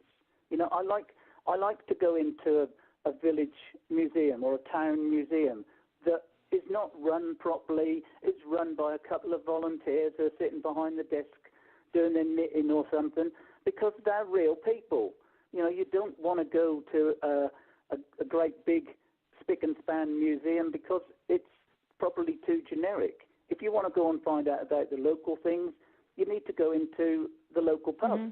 But you don't want to go into the local pub if it's a chain. If it's a chain pub that sells food that comes out of a microwave and sells beer that comes from, well, who knows where. You know, you want to go into a local pub that sells local beer and local food. And if it's a little bit rough around the edges, then so what? Because you're getting local service, you're getting local stuff. See, you know, and 9 times out of 10, I find actually that the local pubs are so much better because the people who run them own the businesses, so they actually care about the customers. Whereas, you know, I've been into some chain pubs where basically the staff are just there to earn money, and they really don't care whether you come back tomorrow or not. So, you know, you just get everything. So for me, everything is just real, and I like real things. Yeah. It's way more fun when you say they're a little rough around the edges. That is actually... That's authentic, real. That's the experience we actually want. Exactly. You know, because then it's memorable. You know, the chain thing, I get it. They're branding and making their identity known and all that, blah, blah. You know, so you're all the same all over the world, and who cares now? Because you're not unique. Well, you don't have tourism if you become a chain store. There's no tourism. No. That the entire industry would flop if you didn't protect your natural environment, your history, and sense of place. In some areas, you know, we always talk about the two sides of the track. Here's the la-di-da people on this side of the track, and then this is, you know, the side that none of us can afford anything side. And, you know, there's that thing. But now in tourism, you see, like, the two sides of the track. Like, here's the historic downtown, and here's the authentic side. And then over here we have our big box stores and our, you know, our chain stores and things that, you know, some people really, we're not going to get away from it, but it's there. You know, it's on the other side, though, so that you can go, this is your industrial business, and I call big box stores industrial because that is what it is. And then on this side is where you can go shop from a store where someone's actually chosen what they want to put in their store instead of, like, we're going to well, do Walmart. Have you ever got on a plane and flew to another country to go to Sears? Yeah, we don't want to go. I don't want to see the same thing. Exactly. And that's why people travel. So I think it's so important that you are an advocate. I know with Buy Local in Norfolk, right? Yes. So is that something that's like nationwide in England, or is it really something that started in Norfolk? Well, there are other groups that try to encourage people to support local businesses, but Buy Local is really individual. Excuse me, because we test our members. One of the main points before you can become a member of Buy Local is you have to give us 5 local businesses that you use within your business, and by doing that, you're guaranteeing that your money is going around locally. Wow. Because it's no good saying, right, that's a local business. If I, as a local business, spent all my money in the cash and carry, it wouldn't actually help the local economy at all. Even though I'm a local business, I don't actually put money back into the local community. So the fact that my printer, a small local independent business, my solicitor is a small local solicitor, my accountant is a small local accountant, et cetera, et cetera, et cetera. My website provider lives in Kings Lynn. Another one of my website providers lives in a village about 4 miles away, and that's a husband and wife team who just do websites and marketing and things.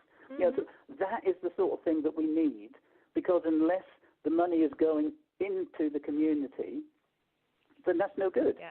If it's just going out of the community again, you might as well go and buy from Tesco's or Walmart or whatever. Yeah. So that makes Buy Local Norfolk completely different in that we test our members. We don't accept franchisees. We don't accept, we don't accept people who don't live in the county or within 50 miles of their business. So if you have a business in Norfolk but you live in London, then I'm sorry, you can't become a member because you don't actually spend your money in the community because you don't live here. So, there are so many criteria that we set that mean that the money is going to stay local. And that is the key. If we can keep money going around the local economy will flourish. And that's what because we're all you're about. allowing visitors to come in. Because if you kept you know what I mean, you got the local people coming in from another country or another area will bring money in, and then it keeps building locally in. So you need that part of the equation, which is what you do, which is so cool. Yep. Bring people in, show, hey, this is authentic, real. And I think that's such an important part of, again, we don't have tourism without that. You don't go to another community just to have another Subway sandwich. No. You don't do that, No. So I think what you're doing is so exciting about it. I wanted to ask you also, you talk about inspirations. You talk about your inspirations being, your family, the area, and family past and present. But in one of your questions, we asked you if you could invite 3 people, alive or passed on, for dinner. Who would they be?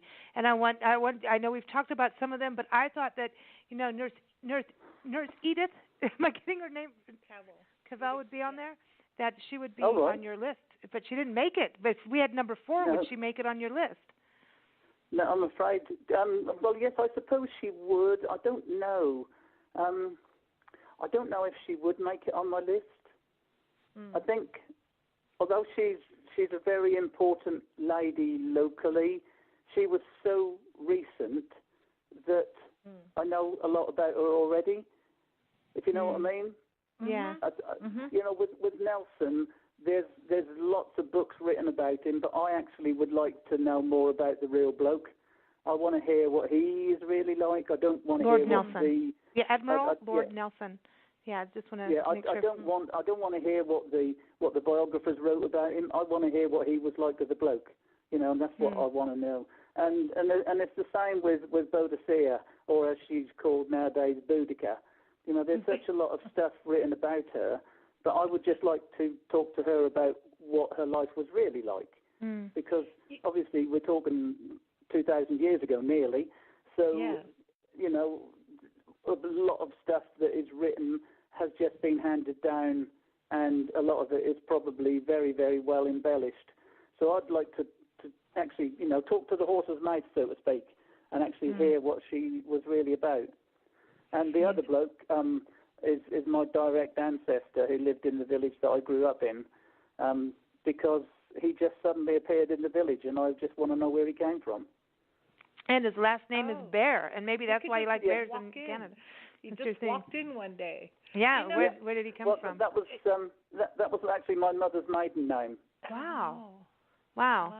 You know what would be interesting as the TV series would be for people to come back and read their own biographies.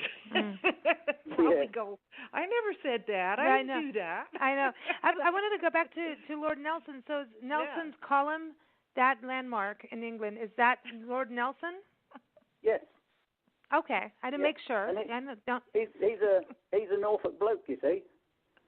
So now he's but he's a national hero too, Oh yes, of course. He's one of the most important national heroes that you can hear about, really. I mean, but I would say that because he comes from Norfolk, So I'm a bit biased, probably. Now let's talk about going back into being a tour operator. You've been doing it for 8 years. And so what are, some of the challenges you face doing this? I know that you've tackled on, making sure, buy local Norfolk and, the sense of place. You've grown because you've listened to what your clients want and that, you're going, hey, no one's doing what I'm doing. I'm going to take that day. I'm going to seize the day and do what I need to do here, and why not? But what have been some of the harder things for you learning this business? The most difficult thing for me is to keep organised, especially when it comes to paperwork and money. I'm really, really bad at dealing with money. In fact, I had a couple over a year and a half ago, and I did some extra work for them. I did a couple of extra trips and an extra day, and they'd already paid me for what they'd already booked, but I hadn't actually charged them for all the extra work, and I didn't actually do that until last week, and that's a year and a half ago. So, you see, I'm really, really bad. I had I had a man over from Australia in September, I think it was, and I hadn't actually sent him a bill until last week because I trust him. He's a nice bloke. Well, these other people are nice, but that's why. I'm too trustworthy, too trusting, I think. I just trust people and I know they'll pay me, so I don't worry. And then I forget, and then I remember, So I think, being organised and getting my accounts sorted would be the biggest thing that I really need to button down on. I encourage you to do that. Listen, I have Nancy. Nancy loves that department. No, I don't love it. And no, because let me tell you, I learned you need Nancy there. And no, I tell you, running a magazine in South Africa was incredibly difficult, especially when it came to collecting money. Now we kind of take our money up front just so we can keep organized and not put in work and then be really disappointed later. And I learned it the hard way, but I agree with you because that is, unless you are an accountant and that's your compassion and deal that you like, your passion, for the rest of us, that's the part of the business none of us like. Right, it sucks. No. It sucks. I hate the money part too. I don't want to. I hate it. But you have to. The world does not move unless a sale is made that day. So this is how I look at it. My grandmother taught me, and she was from Hull, as you know. She taught me if you don't like what's on your dinner plate, eat the thing you hate the most first. Yes. And get it out of the way. Yes. Yeah. And do you know what? I still leave the thing I like the most until last. I still do that. That's a British thing, then. Yeah, because that's why you have dessert. I still do that. Even when I was a child, I don't know if you remember, but in the in the 60s and 70s, you could buy tins of beans with little baby sausages in them. Oh, yeah. And if ever I had them, I would put the little baby sausages on the side of my plate and eat them last. And I don't eat them anymore, but I always eat my favourite thing last. That's Oh, it. well, That's why it's dessert. It's true. exactly, Well, yeah. listen, that's why they start you off with a salad. Most people are like, I don't want to eat a salad. I personally love the salad. But it's like, who wants that? You know? And then it's like, or the soup, and you never know what's in the soup. And then and then you proceed through the meal, and you hope it's okay. And then you go, okay, if I can get through this, I'll get to my dessert at the end. But that's the reward. yes. Is The dessert. That's what that's the whole reasoning behind it. Then There when you you go. become like you know that you get, you know, especially England, I had to learn about all the different knives and forks and where your serviette or napkin gets placed. You know, your water glass goes here, your spoon goes at the top, but not, you know, the teaspoon does not go there, and the little fork on the outside, and I mean the whole thing. Then there's dessert etiquette. There's all of this. Tea etiquette, all this etiquette. And you're like, okay, the first thing you want to do when you turn 18, that's it. I'm eating dessert first. And then you start doing it, and within 2 days you realize that doesn't work for you. That like you just go back. There's something you've just said there that I just find it very difficult to believe, and that is that you actually have a glass of water. Come on. You don't actually, drink. no, I have a glass of water right here. Right here. Honestly. Yep. Hasn't got grape juice in it as well, hasn't it? Been fermented. No, but I have the champagne on the side. But we have water. Okay, I'm going to be really honest. We both have a tall glass of water in front of us and a glass of champagne. Mm-hmm. Okay, the champagne's almost gone and the water's pretty much full. Yeah, I guess. It's the truth. Look at your water. I know. You haven't had one now I have sip. to have a sip See? of water. See, I haven't had one sip, so don't even. I'm going to start choking now if I don't drink the water. You know how that goes. Okay, so Glenn, someone gets into a tour company. They're thinking about doing it anywhere in the world. They're you know, an independent entrepreneur saying, I'm going to do my own business. And by the way, there's a whole bunch of us just doing our own businesses in the world, okay? And governments don't look at us. They don't care about us. Just saying. But we are the backbone. And we are the of backbone. Our respective countries. Mm-hmm. We are the backbone. Yeah. And I don't believe society or like the business network has actually they've forgotten that we exist. You know, solopreneurs, that the industry, the main industry has just gone like, if you're a home-based business or if you're, you know, a small business, if you're not, you know, 10 employees or more over here in this country anyway, you're not a business, you know. But then if they find out you have a business, then they want you to pay what the big people do. It's like crazy. Yes. But anyway, is that like that in England too? Yes, I mean, I'd so. Okay, so what are some tips for someone getting started? Right. If you're getting started in any business, make sure you're passionate about it. That has to be number one. Yeah. Sure. Don't do it just because someone else tells you that's what you ought to do. And just ask for help. Join lots of networking groups. Well, first of all, test out lots of networking groups and join any that are free and join any that have got people in that you like. Don't join the ones that are too pushy, or if you don't like the way they do things, don't do it. But the most important thing is to ask for help, because people are out there. People are so helpful, especially in the small business community. You know, I'm not being funny. I'm not shouting about me. But if one of my people who I know from business world rang up and had a problem, you know, I'd get in the car and go and try and help them. You know, that is what it's all about. Small businesses will help each other. And if you need help, all you've got to do is ask. And people are just so brilliant, you know. But I think number one is passion. If you haven't got passion for what you're doing, don't do it. Exactly. No, because it's too hard. You know, no, it's too hard. It's like people quit their job, do their own business so that they can call their own hours. Well, let me tell you what your hours are. Yeah. No, but that depends on how you're running your business, and you can do both. It just, you got to do what you got to do to make your dreams happen, and sometimes you have to balance to maybe working for somebody else while you're doing your other career, and sometimes you have to do that. Some people can't do that. I'm a very 100% all-in person. I can't straddle two things like that. I just can't, because my heart, it's like where your heart goes. You have to do where your heart is, you know. It's just the way it is, but everyone's different. Don't be afraid to change. You know, I had to change what I do, but it's again, it's something that I still love doing. But you know, don't just if say, for instance, I had said, right, I am just going to do Norfolk, then I have turned down lots and lots of business. So as I've had people request, different things, then not only am I learning, but my business is expanding. Right. And also I'm having more fun because I'm seeing places that I've never been to before. See, that's so cool. So that's it. It's be flexible in your business. Last question or statement even.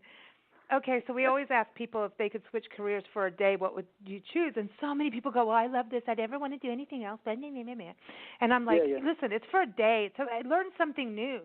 Go find it's for a day. Yes. But I've never had anybody say I want to be the prime minister. I love it. I vote for you, Glenn. Yeah. Well, I think that the whole system needs to be changed. We need to stop. We need to stop party politics. Party politics cannot ever work.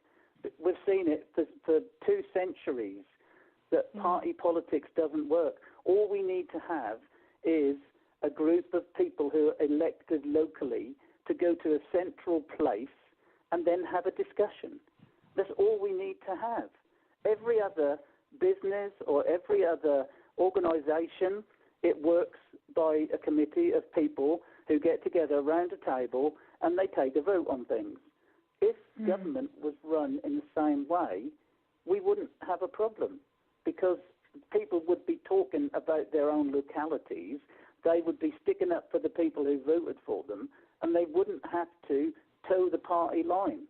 And that is just totally ridiculous. I don't know who invented the system, but really and truly, he needs to have a smack because it's useless.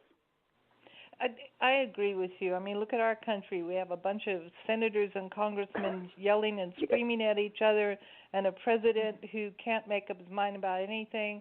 And what's the point? I know, the whole thing. It's sad. But you know what? As individuals can all keep going with what we do. We can continue traveling, uniting, and communicating as best we can, as long as we can, because the governments do change some of that stuff depending on where you live, in all honesty. So I know we're closed here in America as of today, but the government may be shut down, but we're not. And and we just want to keep supporting. You think about all the people that work in the government. You think about all the park rangers, and there's a lot of first responders in some areas too.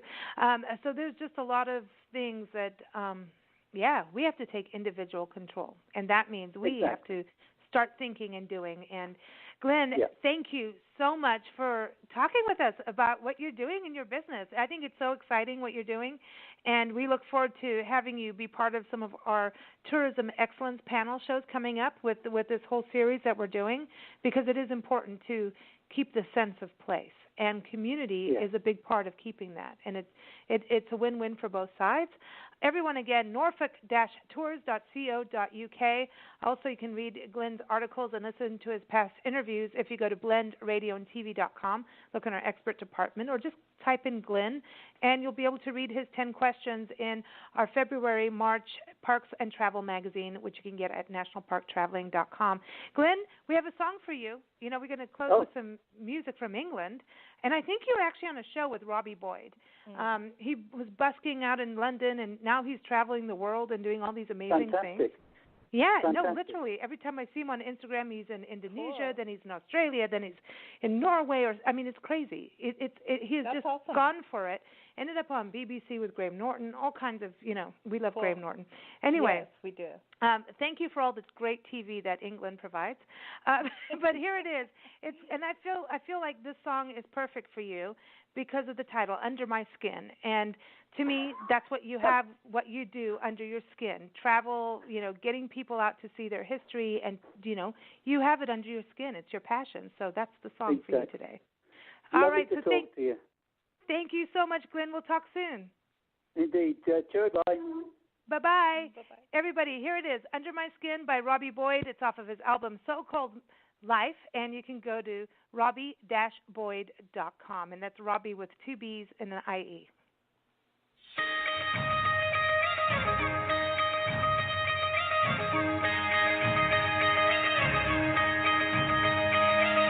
Under my skin, you came right in.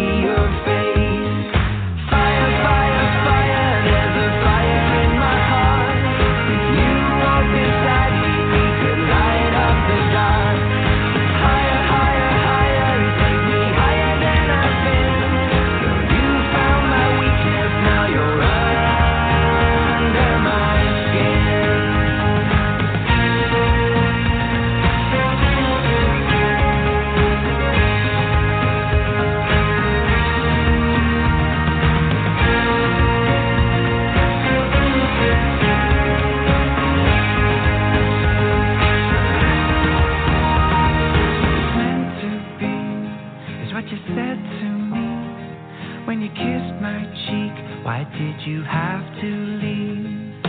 Fire, fire, fire, there's a fire in my heart. When you walk beside me, we could light up the dark. Higher, higher, higher, you take me higher than I've been.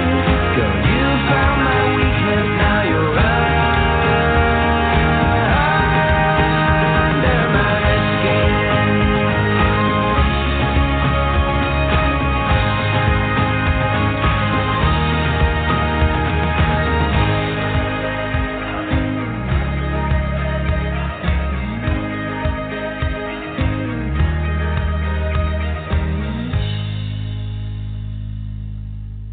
Everyone, again, that was Robbie Boyd with his song Under My Skin from his album So-Called Man. So check it out. Yeah, Robbie-Boyd.com is the website. It's Robbie, R-O-B-B-I-E, and then Boyd, B-O-Y-D. I'm just, proving with all the champagne on our show that I can still spell. I say this on every show, so that just tells you what's going on. All right, so a little Hollywood history. We talked a lot about England on the show today, and Steve Schneikert, our Hollywood historian, did this, actually I think for one of our very first not Hollywood history segments, World Radio parties. And so here's his Hollywood history focusing on England and British actors and writers. Enjoy. And by the way, go to blendradioandtv.com and you can see Steve there in our expert department, and you can click on him and say, "Play, Steve, play," and then you'll get to hear his Hollywood history segments. Here it is.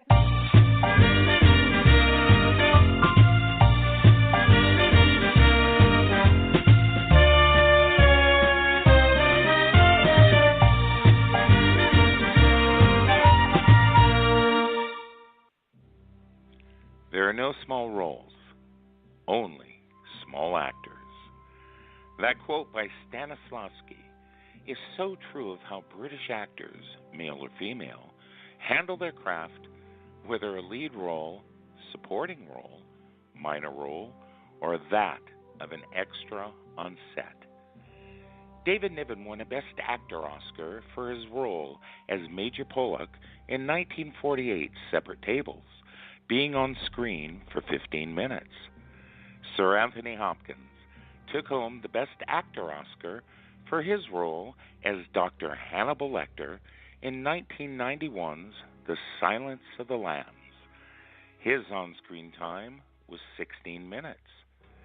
Dame Judi Dench won a Best Supporting Actress Oscar for her role as Queen Elizabeth I in 1998's Shakespeare in Love. Her on-screen time was 8 minutes. Here are snippets of Dench's Oscar acceptance speech. "I feel for 8 minutes on the screen, I should only get a bit of him. I actually wrote to John Madden after Mrs. Brown and said, I will do anything in your next film. If you want somebody to slouch in a doorway, you can count on me. And I mean it. And I hope he bears me in mind the next time." I have always respected the discipline of a British actor. Always brilliant, with zero flaws. Always admirable in attitude and quality of their characters. Going back to the golden age of Hollywood, there are 3 Brits that have enhanced the quality of American films with their profound commitment to professionalism and creativity. There is no terror in the bang, only the anticipation of it. In 1925, living in England, Alfred Hitchcock directed his first film and began making the thrillers for which he became known the world over. His 1929 film, Blackmail, is said to be the first British talkie. In 1939, Hitchcock left England for Hollywood. The first film he directed and made there, 1940's Rebecca. Rebecca won the Academy Award for Best Picture. His works became renowned for their depictions of violence, although many of his plots merely function as decoys meant to serve as a tool for understanding complex psychological characters. His cameo appearances in his own films, as well as his interviews, film trailers, and the television program Alfred Hitchcock Presents, made him a cultural icon. Vivien Leigh achieved film immortality by playing two of American literature's most celebrated Southern belles, Scarlett O'Hara and Blanche DuBois. Although Leigh was initially typecast as a fickle coquette, she began to explore more dynamic roles by doing Shakespeare plays at the Old Vic in London, England. There, she met and fell in love with Laurence Olivier. Around the same time, American director George Cukor, was hunting for the perfect actress to play the lead role of Scarlett O'Hara in Gone with the Wind. The girl I select must be possessed of the devil and charged with electricity. Mr. Cukor found those qualities and much more in Miss Leigh. After doing the role of Blanche DuBois in the London production of Tennessee Williams' play A Streetcar Named Desire, Leigh was cast in the same demanding role in Elia Kazan's 1951 Hollywood adaptation, in which she starred with Marlon Brando. Leigh later stated that the years she spent inside the tortured soul of Blanche DuBois tipped her into madness. Vivien Leigh won Best Actress Oscars for both Scarlett O'Hara and Blanche DuBois.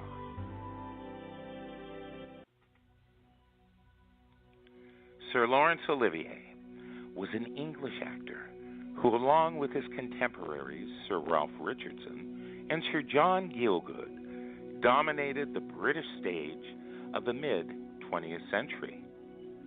Olivier's first forays into film were faltering, but he hit his stride as Heathcliff in 1939's Wuthering Heights and as Maxim de Winter in 1940's Rebecca, which catapulted him to matinee idol status. He also put to film some of his most famous Shakespearean roles, winning his first Academy Award as Best Actor in 1948's Hamlet. Olivier was also nominated as Best Director. Hamlet was the first British film to win the Academy Award for Best Picture. Olivier picked up his second Oscar that evening as he had produced the film. No part was ever too small for Olivier. 15 years after his death in 1989, he starred as the villain in 2004's Sky Captain and the World of Tomorrow through the magic of computer graphics. A British theater critic said of Olivier, "He is like a blank page, and he will be whatever you want him to be. He will wait for you to give him a cue, and then he will try to be that sort of person." Every character actor in their own little sphere is the lead. I am Steve Schneikert, and this is Hollywood History as I recall it.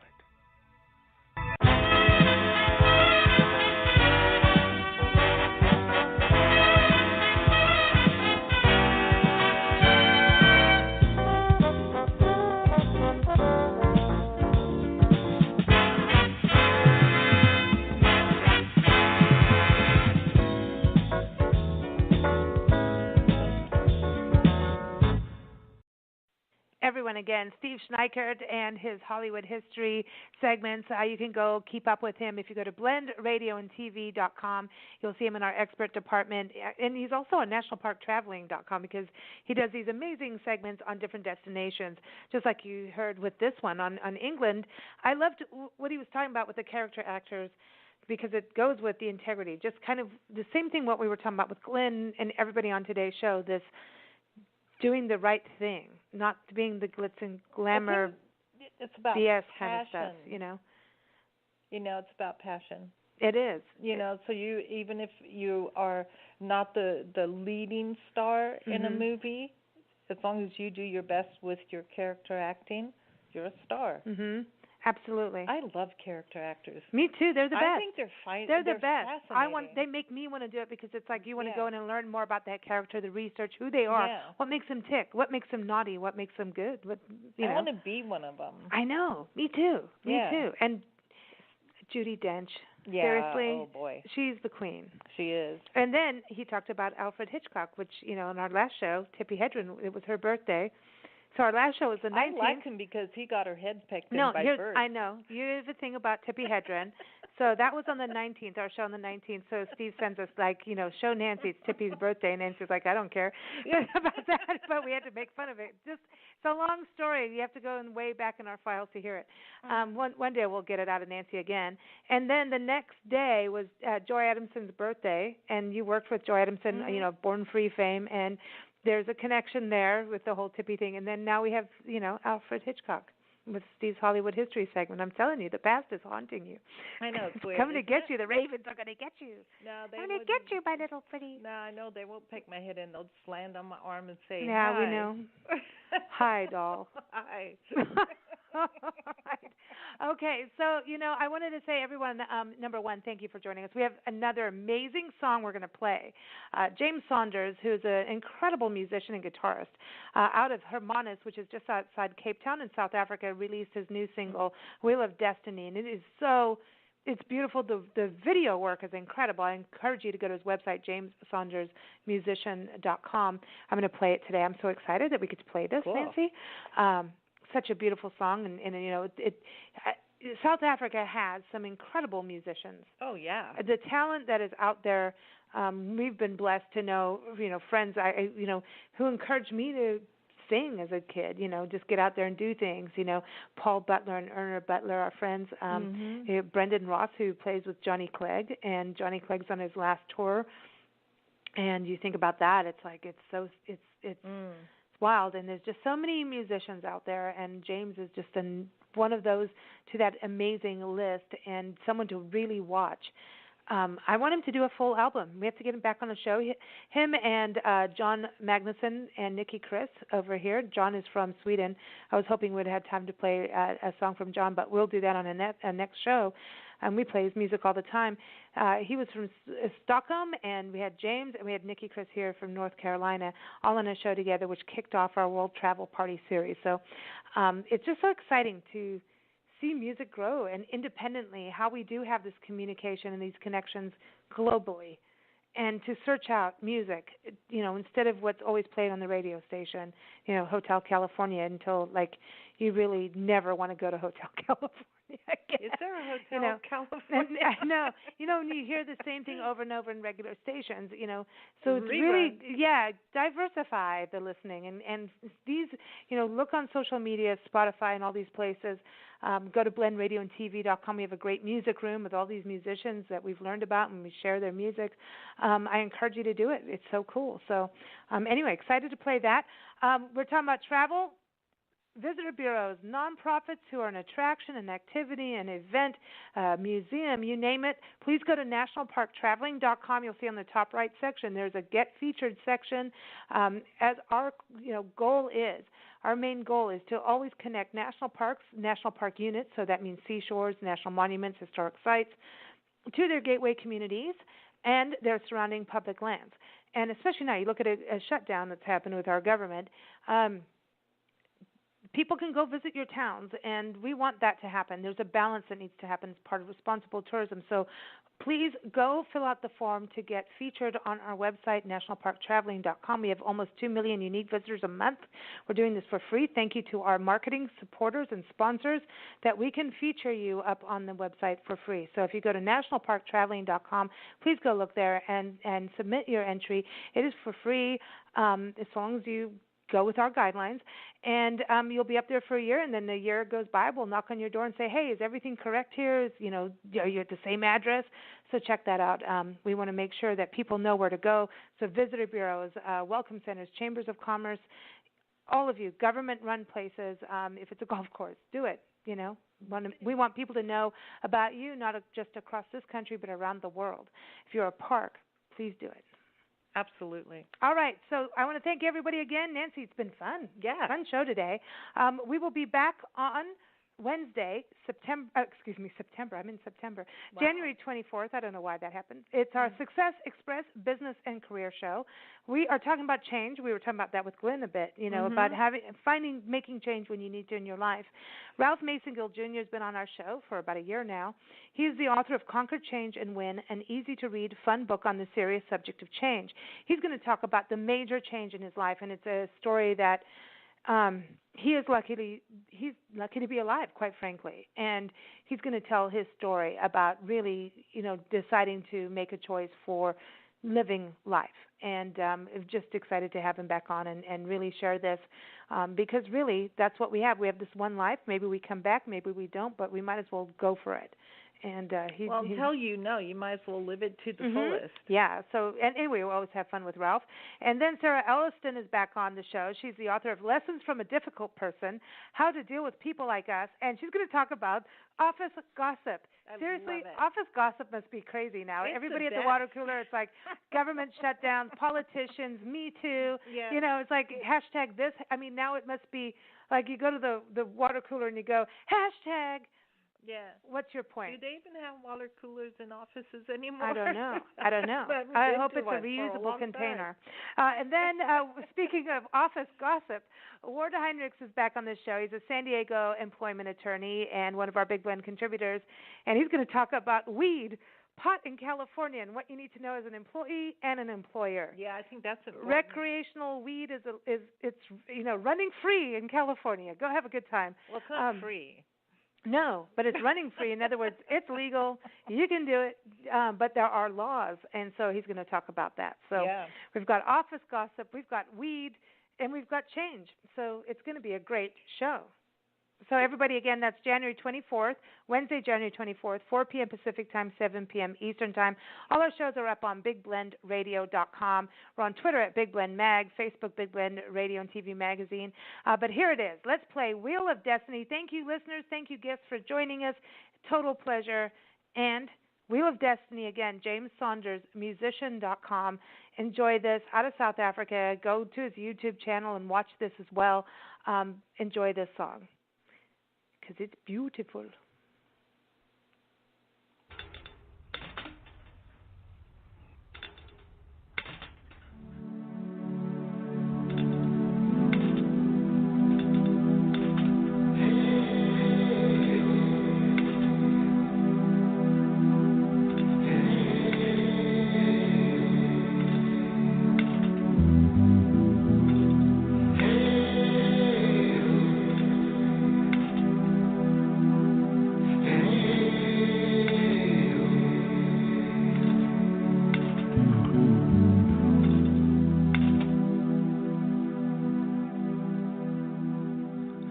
You're sinking sweet and slow beneath the horizon. I see you disappearing in the haze.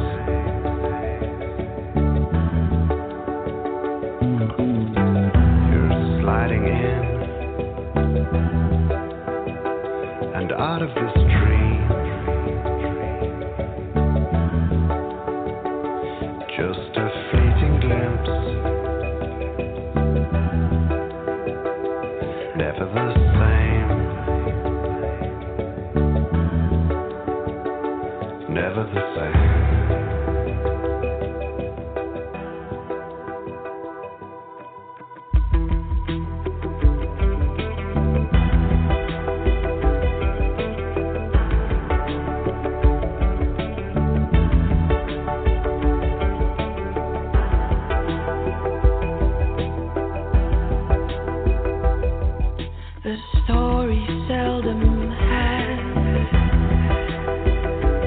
More than one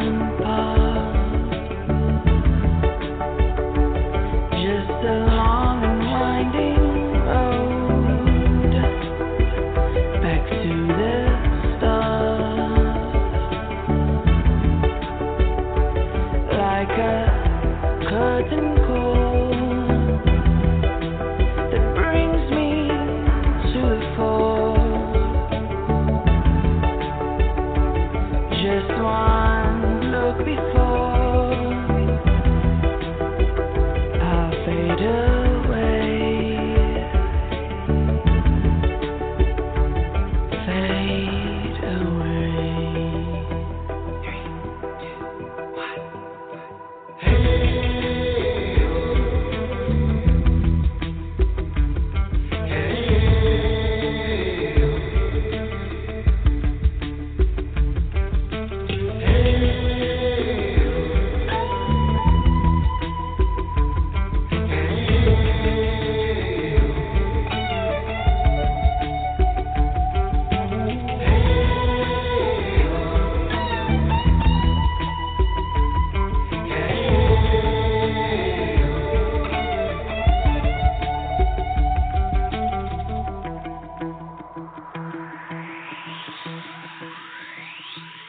what shooting stars may fall.